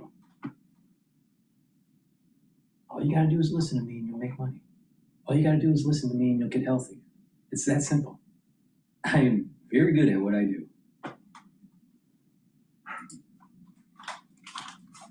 I'm happy to change my mind, but show me the money. Where's the ROI? And I don't see it. I don't see it coming either. Doesn't seem to be deterring capital from flowing to that business. We've seen extraordinary amounts of equity raised. Now we're seeing tech companies that never even thought about the bond market raising tens of billions of dollars in the investment grade bond market. We've got a Korean company listing its ADRs today here in the U.S. I mean, I've been on global Wall Street for 30 years. I've never seen this amount of money flow. The things I read the same sources you do. I file it under my category on X of things you don't see at the bottom. We've seen this movie before with Japanese subtitles, housing subtitles, tech subtitles. Go back to .com. I actually think this is much worse than .com, simply because the sun's involved are that much greater. This is really important because, the fossils sitting around the table, we talked about Will Danoff a couple of days ago. Remember being in meetings at 60 State Street, .com and all that. What's the distinction right now versus 98, 99, and then what? It's not about .com. He's getting to the point where it's about behavior and it's a bubble for AI. It's not .com. It's the railroads. It's about 1873. 1873, where there was heavy investment in the railroads. They were doing financial engineering through trusts that were not backed by deposits. The banks started to fail, and then everything started to crash. Overinvestment in the build-out. Now, this AI is very similar. There's an over build-out with the hyperscalers. No one knows that corporations are actually going to benefit from AI. There's no business case that really substantially increases your revenues. It may help with at the margins for revenue increase or expense reduction. So it's a marginal gain. And companies are starting to pay attention. Well, wait a minute, we have to pay all this money for tokens. So what's the benefit? And we don't own the model. And we're dependent on this frontier model from another company. And then everyone's thinking, well, maybe we need to redo this and have it all proprietary in-house and all this stuff. So this thing is in flux and it has to shake out. So there's an overbuild out with these hyperscalers. And these hyperscalers are starting to issue corporate debt. Now, there's a lot of liquidity out there. But what happens when people start asking questions like, where's the beef? Show me the beef. Where's the profit? And when the hyperscalers say, it's not there yet, people are going to start to sell. And there's going to be more downgrades for their corporate debt. Take a look at Oracle. Oracle is a big, gigantic, major powerhouse. And they're just one grade above junk in terms of bond issuance, corporate debt issuance. Oracle. This is more like 1873, but because everyone's so focused on .com because it's tech, no, it's a build out of a communication system. That's what AI is. It's a build out of a communication system. Stop using the word tech. And it's no different than the railroads. 1873 is what we're talking about here. But all the experts think otherwise. All right. Don't pay attention. But it's 1873.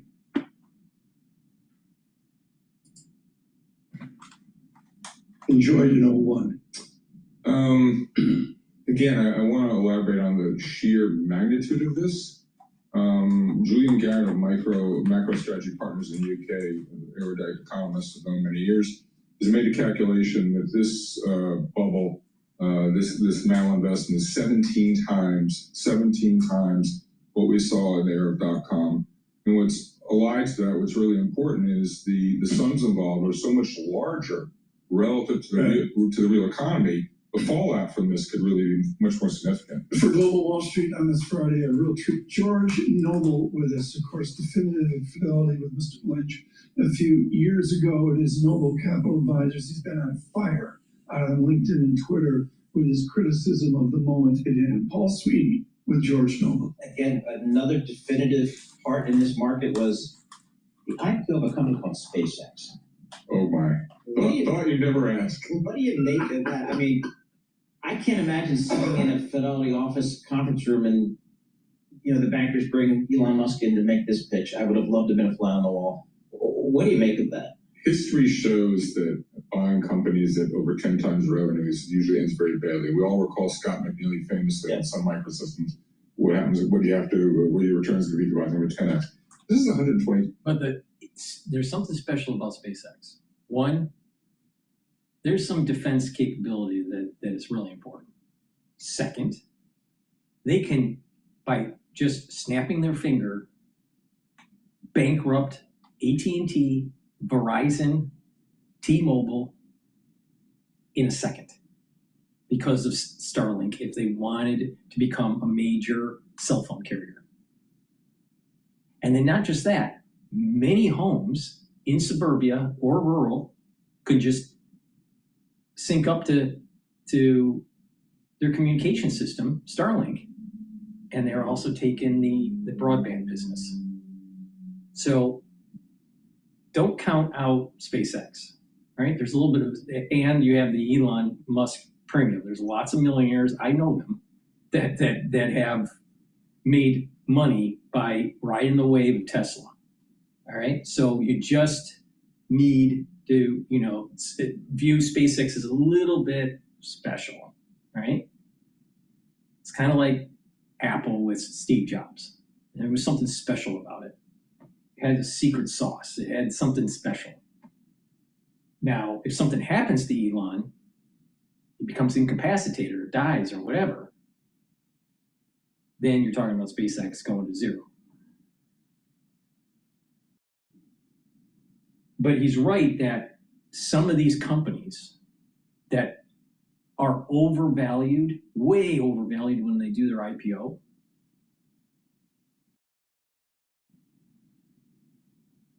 do poorly post-IPO, and the company either goes under or it takes a long time to actually see the vision come to fruition. SpaceX is a little bit different. And, who knows? SpaceX could easily destroy the telecom competitors. And there would be so many people that would jump in on it. If they just said that, You sign up for Starlink, and you could be we would be the carrier for your cell phone and for your internet connection. There would be a lot of people in the United States jumping in on that, especially if they lower the price. So if you add in your broadband connection plus your cell phone, and you bought into Starlink, and Starlink was cheaper by a substantial amount, 25% or 50%, Elon Musk would take all the business. And they would get lots of cash flow. Revenues. And, it's even if you look at the company's projection, they're already borrowing money. You look at the company's projection, they'll be cash flow negative for years to come. And here's the worst part of SpaceX, which I don't want to engage in the Captain Obvious thinking, but the thing everyone should consider, and that is the staggered lockup that the unlock that we're looking at. Yeah. Okay, starting from next month, when the quarterly earnings come out, 20% of the shares come unlocked shortly thereafter. And then there's a whole series of unlocks, 7% every 20 or 30 days. Yeah. By December, there's going to be a lot of people shorting. I know some people that are in the hedge fund business that they're waiting for this lockout. And boom, they're shorting the stock. So the stock is going to go down. But I said this right before the IPO came out. Wait 3 months, 4 months, and then maybe start accumulating shares and hold it for 10 years.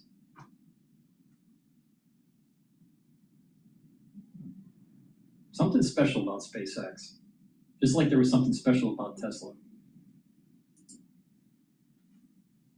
Shares will be freely floating. The important point that investors should understand is even without any change in the fundamentals, when you go from a 5% float to 100% float.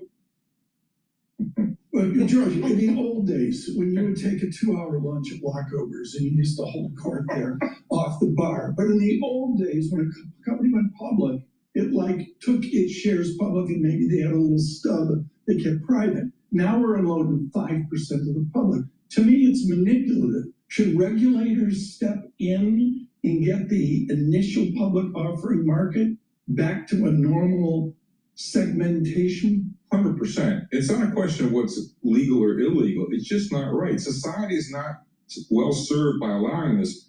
Grandma's 401k is an exit liquidity for this manipulation. And I think the regulators are asleep at the wheel. They only usually jump into action after the car crash has occurred. Gensler sat in this chair recently, and I said to Gary Gensler, I said, okay, you let Bitcoin in, I get it, it's a free market and all that. But what do you say to retail that enjoyed BitDog at 110 and it's now down at 60? SpaceX, okay, it's back to 150. I'm watching the debt of SpaceX to be blunt, it can't find a bid.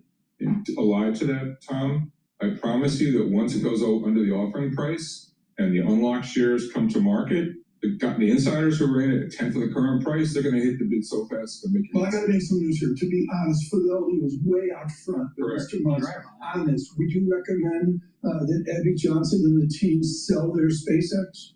They know the company better than I do. Let's just say if I was handed a portfolio, if Philly were to rehire me, I would sell it right away. Elon Musk, you have to, I'm not sure we've seen anything like this in terms of the value that gets ascribed to Mr. Musk. This is the reason why. This is the reason why I said don't buy the IPO. Wait for the sell-off. Wait for the sell-off, and then buy. But don't put your whole portfolio in it. Just nibble at it and accumulate shares over time. Because what happens if they merge with Tesla? What happens if they go head-to-head with the telecoms? What happens when Starlink is in every home? There's going to be serious cash flow. And then there's the defense contracting side of it. And you're going to have the robots, the humanoids that are going to be created from Tesla. So don't bet against SpaceX 10 years out. If your event horizon's 10 years. But your entry point, you got to be patient. Just wait and let the sell-off happen.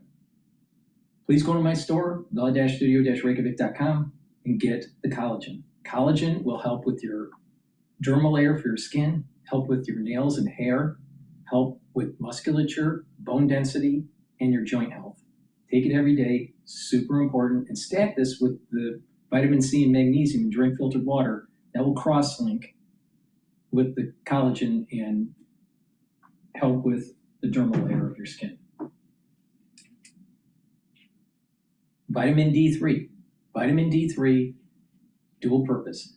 It'll help with gene expression, help boost up your immune system, help with your cardiovascular system, help with bone density. Super important. And it's really important to take during the winter season, but take it every day. And there are protocols at higher doses with light resistance training. You can remodel your bones to reduce and eliminate osteoarthritis. I've talked about it before. Maybe you should take a look at some of those videos. Resveratrol. Resveratrol helps with youthful gene expression, soaks up free radicals, helps the health of your mitochondria so you have more energy, helps to get rid of cells that are in senescence so your tissues are younger if they can regenerate. And resveratrol is great for your basal layer for your skin. Stacks really well with C60. So when your basal layer is healthier, the new skin cells that are being generated from the basal layer will be improved. Take the resveratrol and the C60 together for max benefit and help with that youthful gene expression, and you're slowing down the aging process. Please go to my store, use discount 5, the-studio-reykjavik.com. We've seen it for years in Tesla. And you look at Tesla analysts, the auto analysts all have holds or sells on it, and they've been wrong. And the tech analysts have followed, have all been saying, just buy it, it's Elon, it's autonomous robots and all that kind of stuff. Have you seen that in the past where one? The probability of me understanding this is 0. You should AI that with Copilot. Have you seen that in the past where one individual can have such an influence on valuation? No, I think Tesla's probably the biggest misallocation of capital at scale in the history of stock markets, perhaps only surpassed by SpaceX. I was one of those wrong analysts. I'm a fossil. I happen to be the auto analyst for Peter Lynch in 1981, who went to Detroit to visit Chrysler, Ford, and GM, so I know of what I speak. Fundamental work has not guided one in the case of Tesla. I think, however, though, he's bitten off more than he can chew now. Everyone's speculating whether or not SpaceX may merge, take over Tesla. I have no special insight on that. But if I had to gamble, if I had to speculate, and if I ever speculate, I would say it's a reasonable speculation. Let me reintroduce here worldwide, including overseas and across America, George Noble with us for years, definitive in the business of overseas investment, and Fidelity Thrill is in our studio today. Controversial, to say the least, on the euphoria at hand. Paul Sweeney. So, George, where do you see opportunity these days? I'm sure you look at various markets, various geographies. Where do you see value these days? No, it's a market of stocks. As Peter Lynch always used to say, don't try to call the market. I think there are outstanding opportunities right now in energy. I'm actually quite concerned about the energy picture. I think we're sleepwalking into the biggest energy dislocation in history. You look at the disparity between the divergence between the financial market for oil and the physical market for oil. We're between a rock and a hard place. The energy stocks, crude has sold off significantly in the last few weeks, as have the energy stocks. I think the risk reward is very appealing. There's very little downside and potentially a lot of upside. I like reflation generally speaking. Gold stocks, I think, are a huge buy right here. SSRM as an example, 7 times earnings, not cash flow, 7 times earned. Just pay attention. And even Blank Find from Goldman Sachs. He retired from Goldman Sachs. I saw him at an event, right? And he stated to the audience, investing in gold is a waste of your money. You're better off doing a buy and hold strategy in the S&P 500. You'll gain more. Look at it. Just look at the price curves. Look at over the last 10 years or the last 20 years, if you invested $10,000 in gold versus $10,000 in the S&P 500, where would you be at? If it was a hold strategy this whole gold thing is tactical. If you're a trader and you're doing tactical moves, then it may make sense if you like doing the precious metal stuff. But you can do the same thing in other asset classes like agriculture or energy or tech. So it's nothing unique about or intrinsic about gold. Because if there was an intrinsic value, then the value of gold would have been going up faster than the actual value of the S&P 500. So don't be stupid. This is bullshit. What you just said is total bullshit. All right. So gold stocks, energy stocks, other commodity names like some of the copper names, they're all very interesting to me. Part of this AI story, to the extent people are looking for. Now going into copper, industrial commodity type stuff that has some sort of industrial use, now that's starting to make sense. That would make sense. But these people that are like, I'm just trying to hedge for inflation or something that's going to happen with the economy, and I'm just going to go into gold. No, wrong. All the data says otherwise. All the data says otherwise. It's the wrong play. It's too simplistic. It's almost like caveman thinking. They're going to hedge inflation by buying gold. No, you don't hedge inflation by buying gold. Where do you think the money is going to flow that's being printed by the Federal Reserve? Hot money goes to equities, dumbass. Other than the chips, has been some of the picks and shovels. One of them has been energy. Yes. How are we going to power all these data centers that are being built in everybody's backyard? I mean, are they going to stick little nuclear reactors next to each one? How are we going to do that? They took thermodynamics. Exactly. Well, the one thing you shouldn't do is buy Oklo, which is one of the biggest frauds out there on the market right now. But that's a whole other story. OKLO. We've been short that for a year. The problem with it was some of the names you mentioned, some of the utility stocks. If the AI trade comes unstuck, and I believe it will, I think a lot of those derivative plays are going to take on water. Well, crude's a little different, so it's a slightly different orbit. But a lot of the derivative power plays, I think, are going to have a big problem. One last joke, it was a great line someone used a few weeks ago on me. He was talking about, you got to buy the picks and shovels. I said, yeah, well, what happens if you buy the picks and shovels and there's no gold in them hills? George, I got to get two things in here that I think our audience is really interested in. And overseas, in the huge ups and some of the challenges you had, Teton as well, are you correlated on overseas to what the dollar does? Like, do you have to have a weak dollar to make overseas work? No, you don't. But it's a very good question. You don't need a weaker dollar. What you need to keep in mind is the economic cycles across different geographies varies enormously, and that's what you're trying to anticipate. You need to have somewhat of a top-down perspective, not just bottom-up or investing internationally. However, one thing I will say is a dirty secret they don't tell you anymore. Way back when I was a young in the early 80s at Fidelity, there was much less correlation between markets. Now, given the increasing interlinkage between markets, the correlation is much higher. I like to joke, why do I need to be up at 10 o'clock at night trading the Japanese market, get up at 5 a.m. to watch the London market? I can lose money just as well between 9:30 a.m. and 4 p.m. Eastern time, and I can get I also have on that. And of course, on private credit, I know you've been in the dump known as the St. Regis. The old St. Regis in Beijing was an absolute dump, folks. I'm sitting there in the 90s listening to CDO squared stuff and Banker's Kitty and the whole thing. Are we doing a redux there on private credit and private equity where there's some shadows, to say the least? You couldn't have said it better. My father always used to like to say there's two ways of learning things, either by precept or by experience. It's much more economical to do it by precept. We're all human. We all think this is brand new. It's deja vu all over again, as Yogi would say. Exactly. And this is the reason why I was saying that this AI bubble is more like 1873, not .com bubble, because of the financial engineering that's involved. There's this shady environment of the private credit and private equity, ETF, derivative market. So be careful. Please go to my store, the-studio-reykjavik.com. Get the Bloomer Boost. This has 68 nutrients.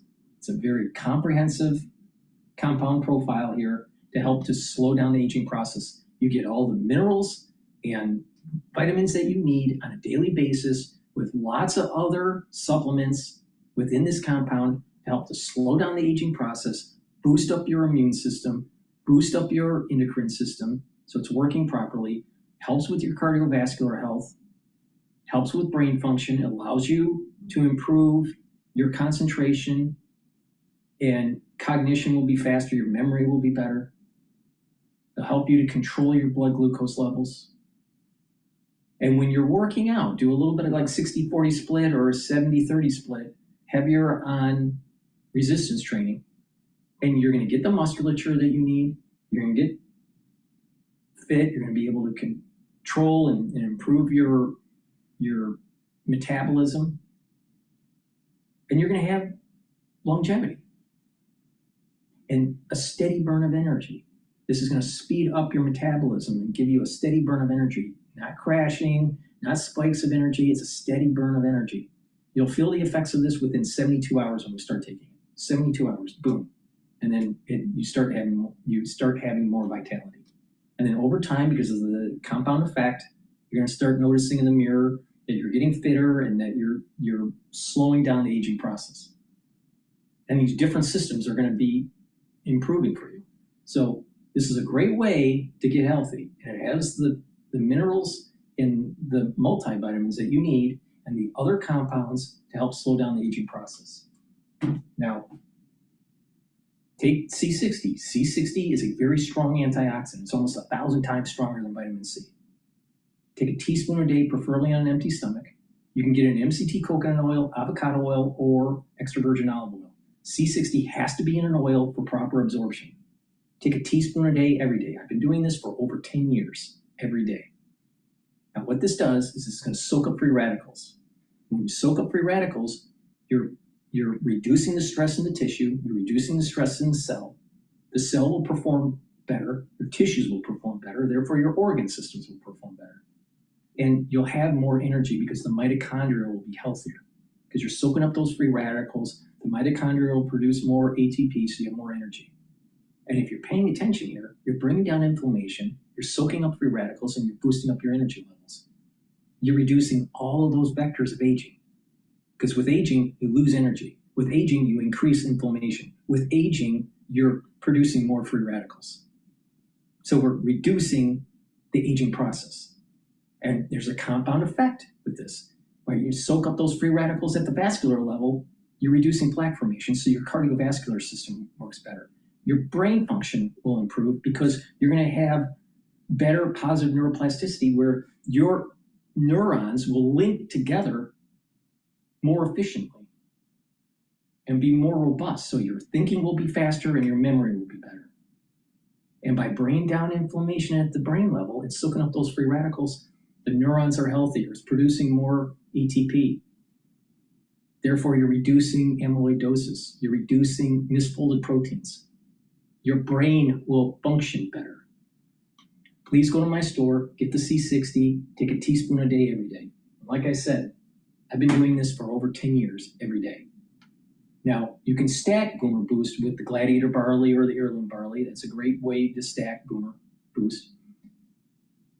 You can stack it with the C60, but I highly recommend to do this protocol. Boomer Boost with the C60, with the turmeric, ashwagandha and lignans, and the Max 35 with the probiotics. And you're attacking all of the vectors to help what you want to do is help slow down the aging process and get healthy. So you're covering all the bases. And if you really think about how your biochemistry works, it's a multitude of pathways with a multitude of intermediates, these different compounds. And they work together in a symphony. There's some positive and negative feedback loops in your biochemistry, but when you apply all this together, you're going to slow down the aging process. This is the reason why stacking supplements gives you a higher efficacy for slowing down the aging process. Please go to my store, the-studio-reykjavik.com.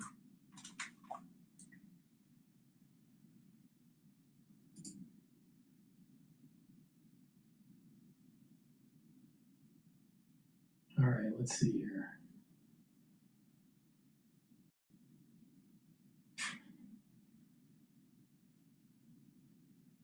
All right, let's listen to MS now about how ridiculous Trump is.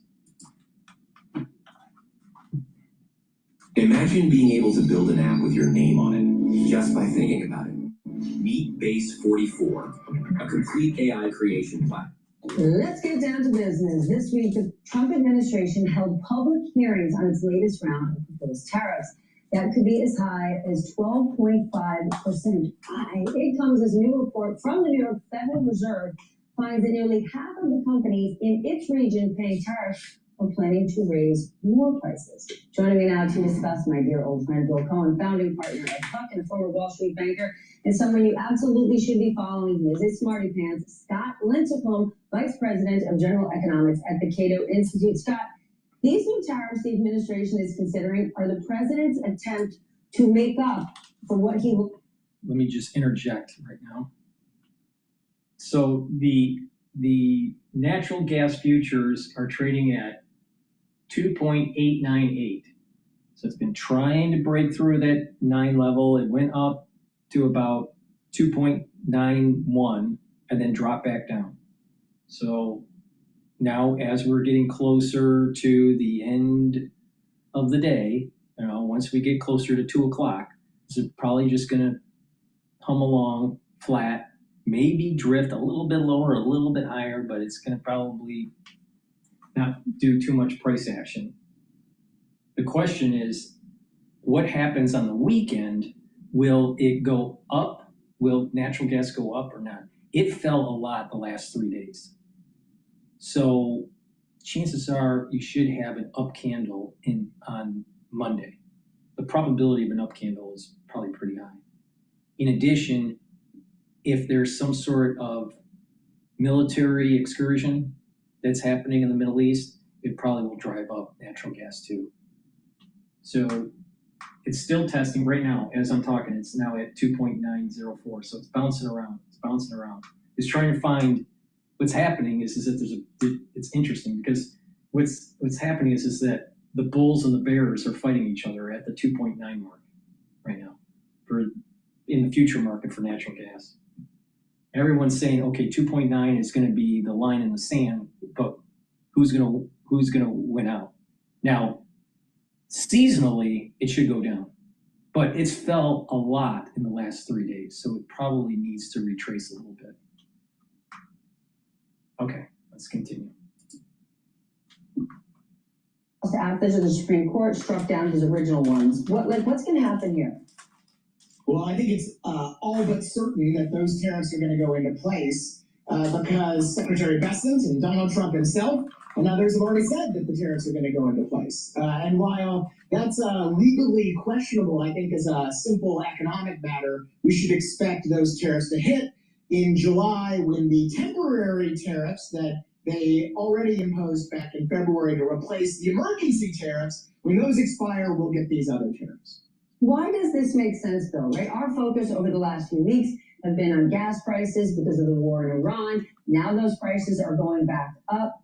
Now you're going to bring tariffs back in the game. Affordability is the #1 issue for a lion's share of the American voting public. Why are we doing this? Stephanie, you're asking me why we're doing something that is absolutely ridiculous and stupid economically? I can't answer that.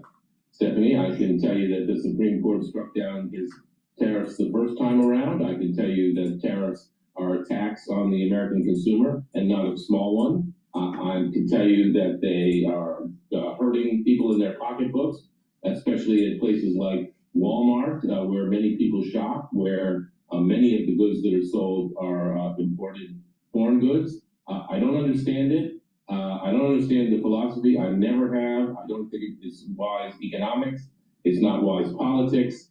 And yet the guy just keeps doubling and tripling down on everything. So no, I can't answer that, Stephanie.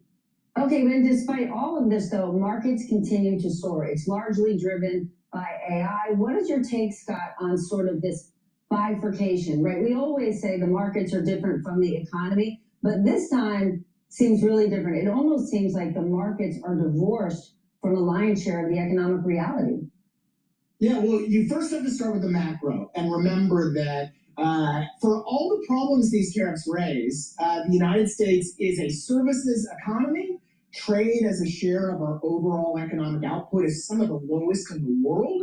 So you can do a lot of damage on tariffs, and that'll hurt companies and consumers, but it won't dramatically affect the kind of macro picture. But the other thing is that, like you mentioned, AI is this massive tailwind for economic growth and for markets. And importantly, everything you need to build a data center or to power AI is exempt from all of these tariffs. So it's a dirty little secret of the Trump tariff regime is that today what's powering the economy is doing so through free trade, not because of tariffs. This is a good point. At the same time, there's this new report out there. Notice has a story that the Treasury Department has a draft report that is warning about a possible AI bubble very similar to the dot-com bubble that took place in the early 2000s. But this time, AI is even more embedded in the economy. It's even more tied to our government. It's 1873. It's not dot-com. It's worse than dot-com.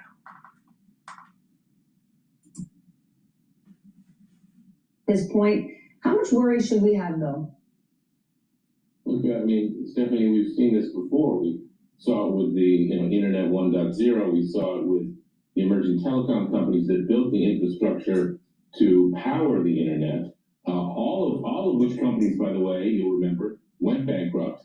And of course, the interesting thing is, of course, we still use that infrastructure, and it's important infrastructure. So I suspect, as others have said, that something like that will happen again. The same thing happened with the railroads.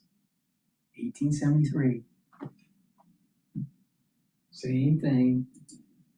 Same thing. Companies are astronomical and way too high. And you can see it to some extent in SpaceX, which, no pun, is coming back to Earth a little bit after a huge hype fest.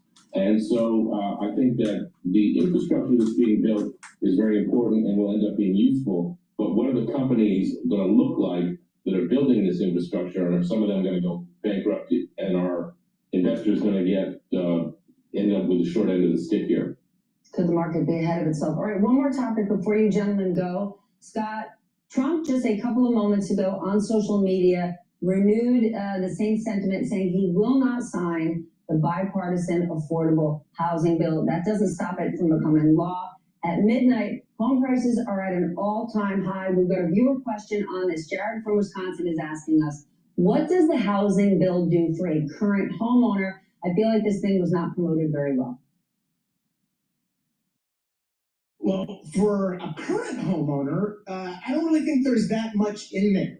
What this is really about is freeing up construction of new homes, making it easier to build, for example, manufactured housing. There's some stuff in there on housing subsidies and the rest, but that's mainly for home buyers, not for homeowners. So, I like the stuff on manufactured housing. I think there's some other stuff in there that's a little questionable, but I really don't see much effect. I don't think you're going to wake up next week and suddenly your mortgage is going to be a little better or something like that.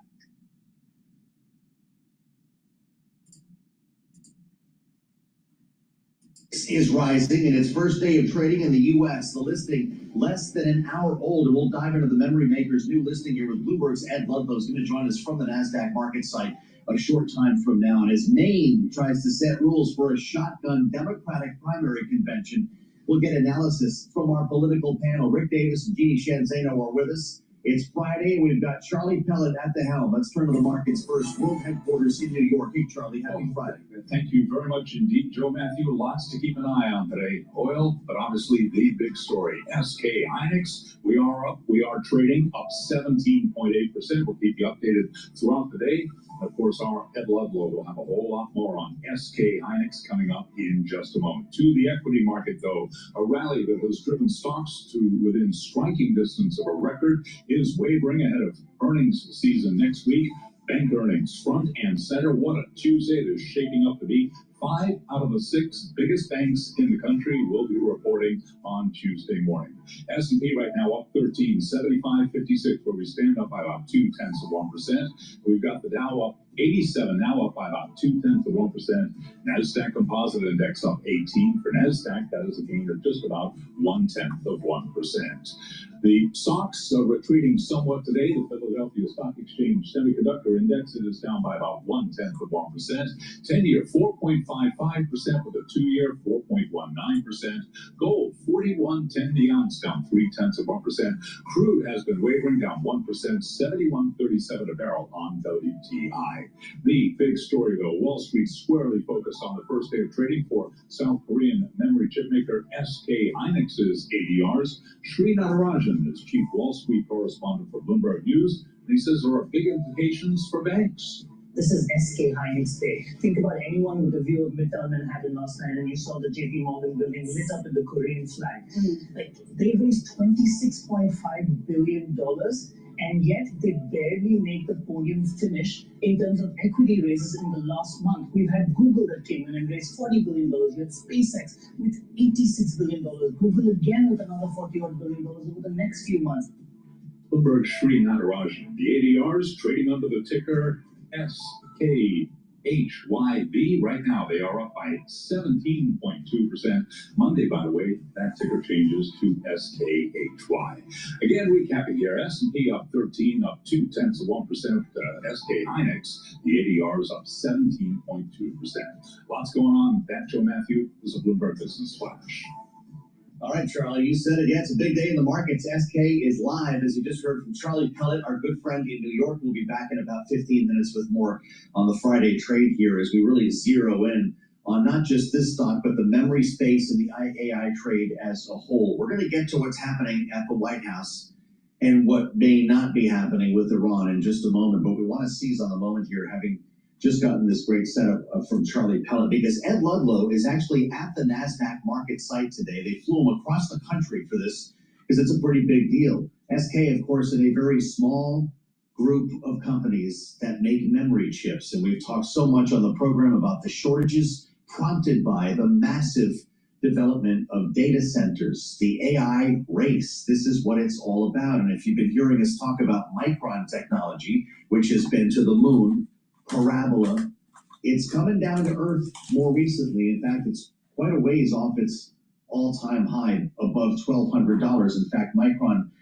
at the moment is down $17, almost 2% here, $974. Maybe investors are harvesting Micron gains to get into the SK trade. We're also seeing, by the way, SanDisk, also in the family, rise 1%, and Samsung up almost 1.5%. Let's get to this important listing with Ed because he's in the belly of the beast. Of course, the co-host of Bloomberg Tech with us live from the NASDAQ. Ed, it's so far so good for SK. Can we assume that there's so much built-in demand for these products that there will be built-in demand for the stock? It's almost as linear as that. I mean, there is demand for SK, right? You guys absolutely nailed it in the intro, that it's a very small group of companies that do memory, in part because of the historic economics being brutal.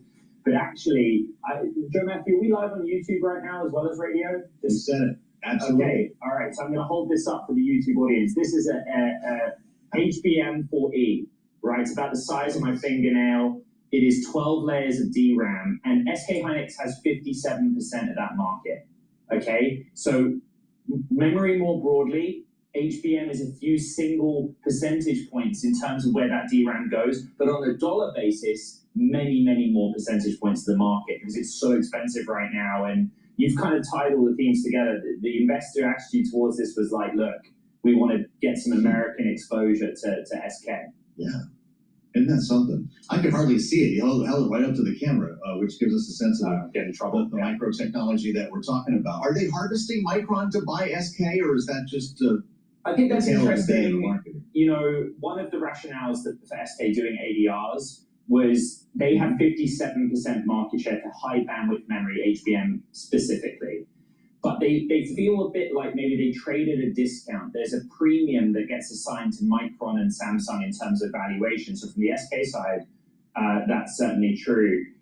in the memory game, all of rising tides, etc. All of those memory names benefits. In terms of the harvesting, it's possible, but they're all in the same position right now with a very tight supply market. Then again, NVIDIA's moving higher, and that's usually what they seem to sell first to buy anything. And give us a sense of where we go from here. We were told this listing was, I believe, 7 times oversubscribed. Not all of the investors got the shares they were promised. Does that ensure a steady climb for the first couple of days here? What should we expect? Well, I heard the soundbite you guys played in the news belt from Shri on what's happening in equity markets right now.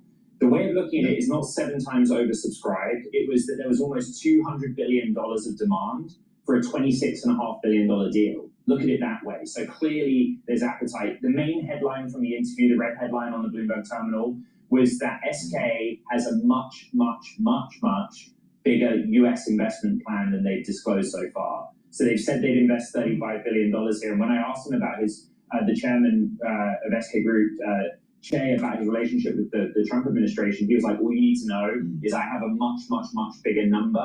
I'm not going to disclose it yet, but it's coming.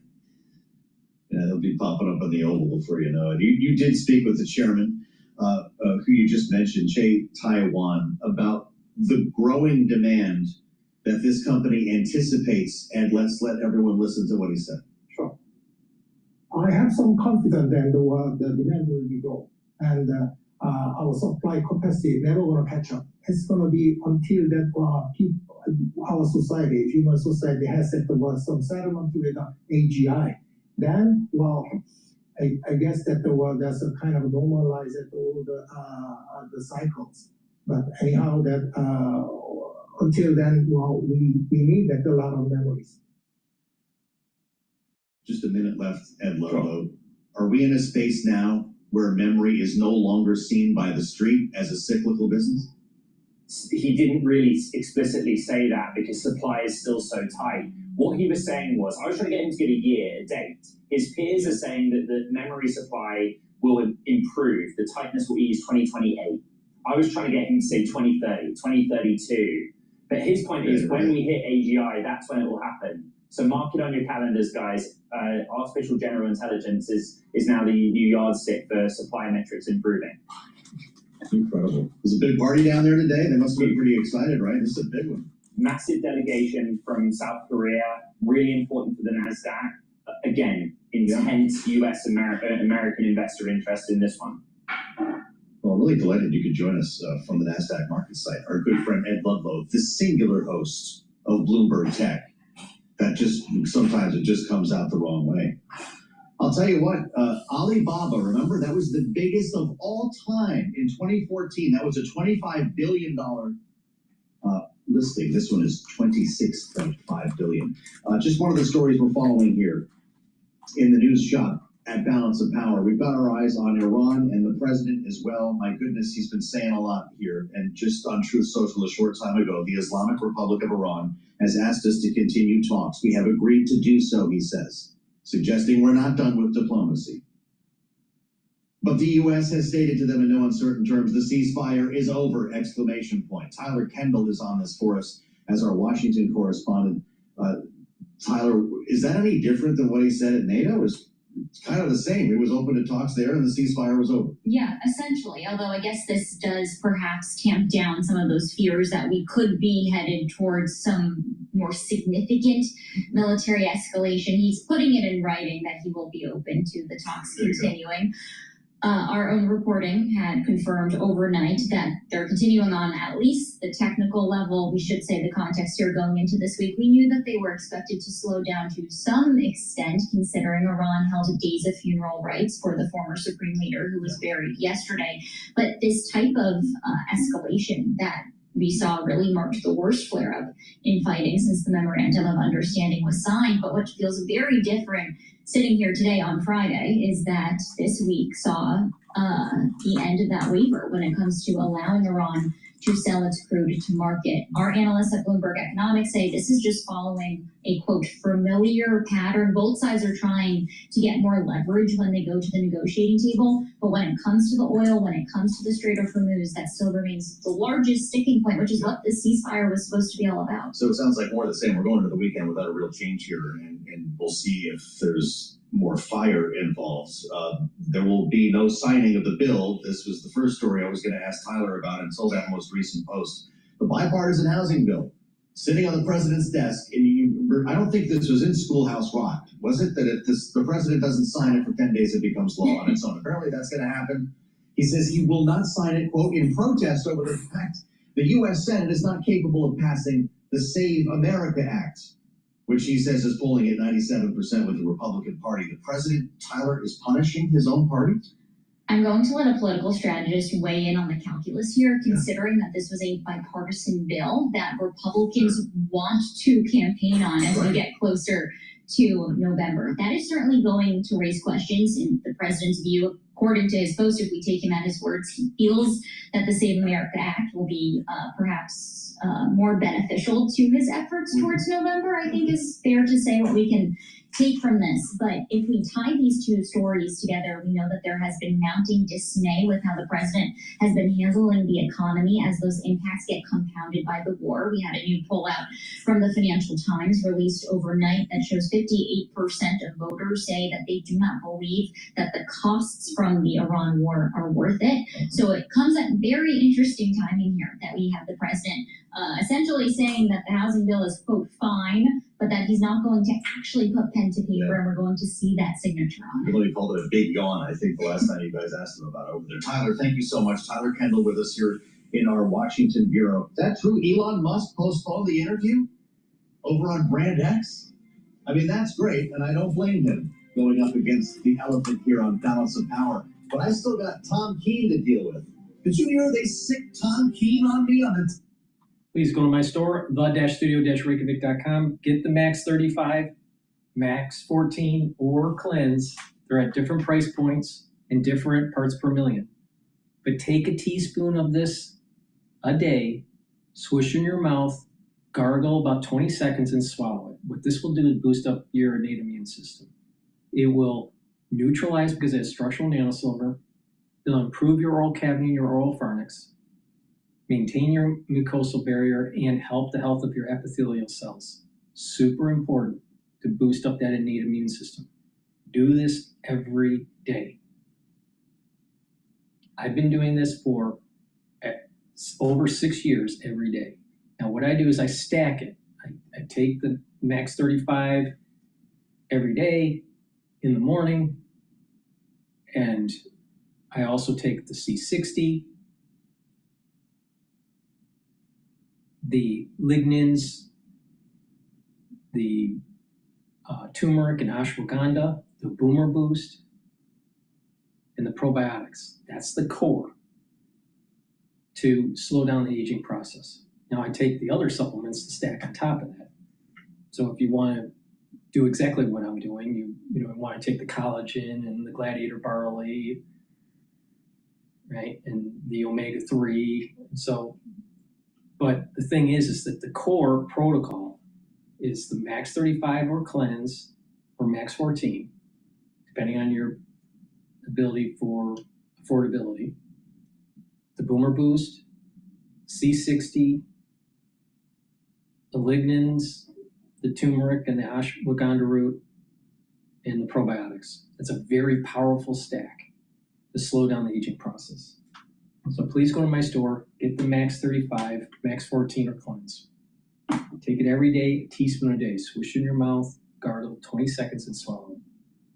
And I've been doing this for over 6 years. And what you'll notice is that if you stack it with the C60, you'll also notice that you'll be able to breathe a little bit better, because what's happening is you're reducing inflammation and you're allowing for your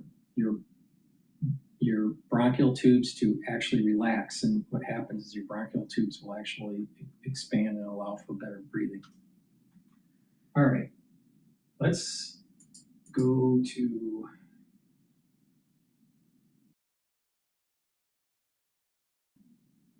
Government action is critical for AI entrepreneurs. Equity indices built on opinions? That's the old way. The new way is Bloomberg Equity Indices, built using transparent, rules-based methods. I think it's alive and well. I think what we've built here in America in terms of the American dream still is a beacon for entrepreneurs all over the world. You can see it today, raising $29 billion, as Paul and I were just talking about, that it's still alive and well. But at the same time, that diaspora of opportunity is all over the world. And so that goes for us here in the US as well, is to make sure that we're not passing it by just because we're not familiar with it, just because we don't know too much about that particular country. Opportunity is all around the world, especially how much AI has democratized access to these markets. Talk to us about AI and how you believe it may impact the workforce. I happen to be in a camp, I hope I'm wrong, that it's going to be a net destroyer of jobs. A lot of folks are telling me you're too short term, don't think longer term. Longer term is tomorrow for me. But how do you think about it? Well, can't both things be true? Maybe, right? I guess. Right. I feel like in the short run, will it be a net destroyer of jobs? I'm in that camp. I do think many jobs, many white collar jobs are going to go away. When you think about the automation, and we think of not just the state of the art, because oftentimes we look at what's the state of the art, but we forget the velocity of the art and how much it's come, how far it's come in 3 years. Let's think about this. If there's going to be aggregate demand destruction in purchasing goods and services in terms of the demand for human labor, and people have mortgages, how are those mortgages going to get paid? The banks are going to suffer. There's going to be a feedback loop. It's going to be very bad for the economy. This idea is just going to eliminate white-collar jobs in the short term.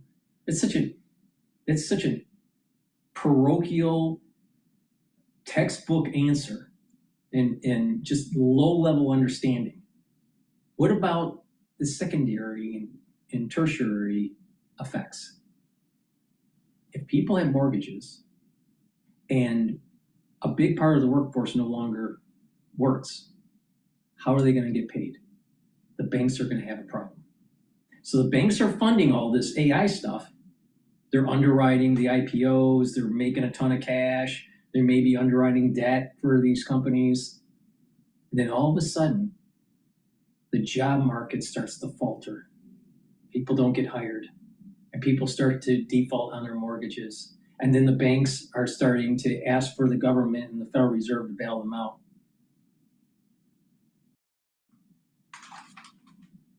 It's going to be a big problem. Big problem. Aggregate demand is going to shift down. It's not just about destruction of white-collar jobs. It's a destruction of people's ability to pay the debt that has been issued from the banks.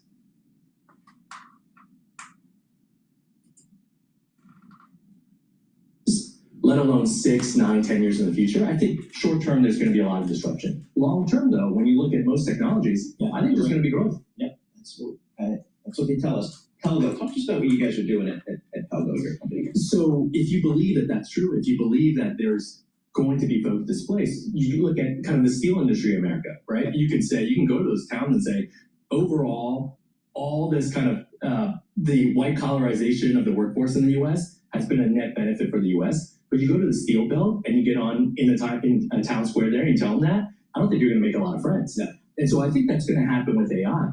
And I think what's happening is that the U.S., like how our society behaves, how our government behaves, we don't have great safety nets for folks. And so when you get displaced by AI, so you're going to get displaced by AI, and then the government is going to come in and it's a welfare state now. Well, wait a minute, doesn't that sound like England? This AI is fucking bullshit. Anywhere else in the world where you have a big safety net, you can figure things out, you can retrain. We don't have that safety net. So Pelgo, what we do is we go to the companies and say, hey, there are resources these folks really need. And if you're displacing them, or even if they're leaving voluntarily, there's things that are owed to them, including outplacement, including a safety net. And that's actually who pays for our service. I have Edward Wong's fabulous Chinese book at my coffee table. It's my next book to get to. And I just want you to discuss the threat of China in AI, in EV, Volkswagen, Michael Barr telling us about not collapse, that's too strong, but the industrial, broader technological threat of China, is it legitimate?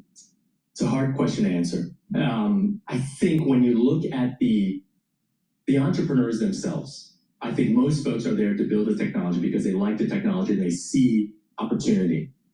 But AI is such a powerful market-making and maybe world-making and world-shifting technology that governments invariably need to get involved. And when that happens, it's very hard to say. So let me speak as an American. Their government is playing with a stacked deck, and they're crushing us short-term on price, a la EV. They're flooding the world. Units, be damned to price. How do we compete?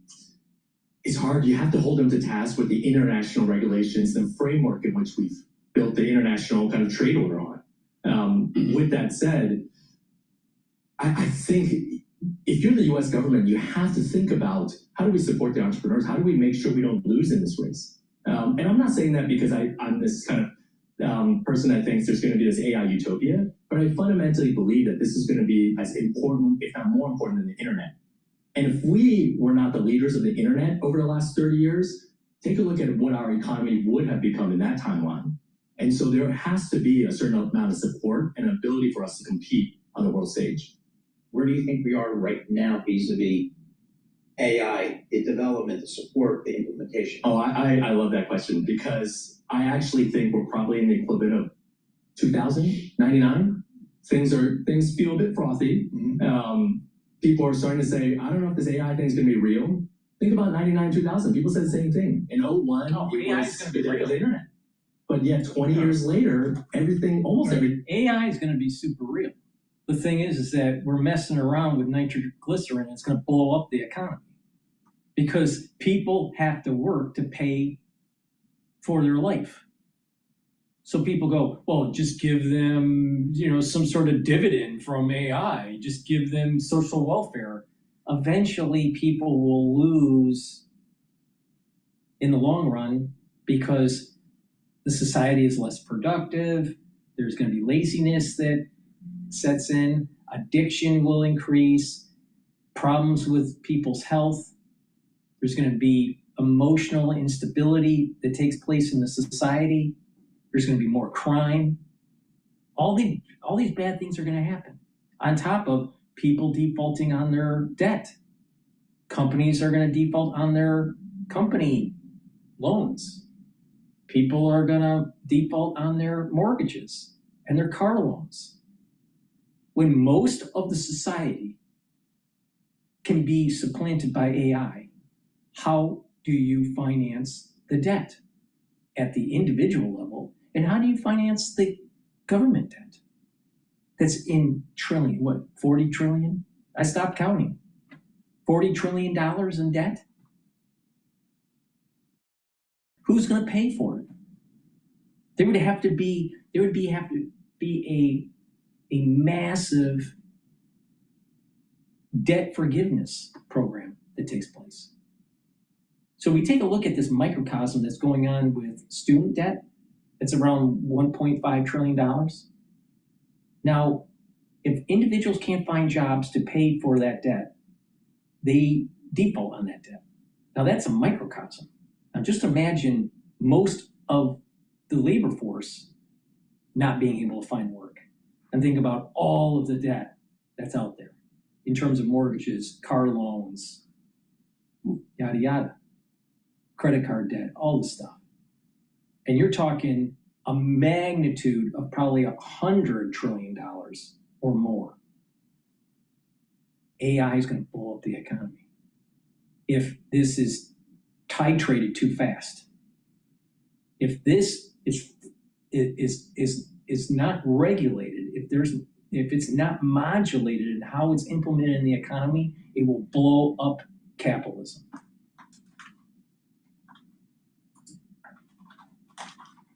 What's promised actually became true. So I think we're in a similar stage of AI development. Are you moving to Texas or Florida? Oh, I actually was posed that question recently. So, we incorporated in Delaware. Should have taken a closer look at Texas. Maybe we will. It's good that there's competition out there, not just in Delaware. AI is going to affect the economy, but no one knows really for sure how bad it's going to be. Please go to my store, the-studio-reykjavik.com. Get the structural nano silver toothpaste. This has no fluoride. It'll whiten your teeth, freshen your breath, reduce inflammation, help the health of your gum line, and with good oral hygiene, you're going to also help with your cardiovascular health and valvular health. Super important. Again, this has structural nano silver. It'll help to neutralize. And get the structural nano silver gels. I have it in the tube form or the quick dispenser form called Renew. Use them the same way. You can use it as a daily skincare. You can put it on a cut, an abrasion, or a minor burn. They'll help to heal it quicker, about a third of the time quicker. And during the allergy season or the cold season, lightly coat your nostrils, put it on your hands. It stays active for 5.5 hours. And it'll help to neutralize because that's the structural nano silver. Please go to my store, the-studio-reykjavik.com. That's the end of my broadcast. Please subscribe to my channels. I have YouTube, Brighteon, Bitchute, and Rumble. If you want to help support the work that I do, get the great products that I offer. Get healthy. Follow my lead. I'm telling you how to make money in the market, how to take a look at some of these tumultuous times and give you a unique perspective, and how to get healthy. So please help support the work that I do. All these videos are for free. Get the great products. Go to my store, the-studio-reykjavik.com. The link is in the description of this video and all my videos. Make sure you use discount 5 and you get $5 off. Thank you for listening and have a nice day.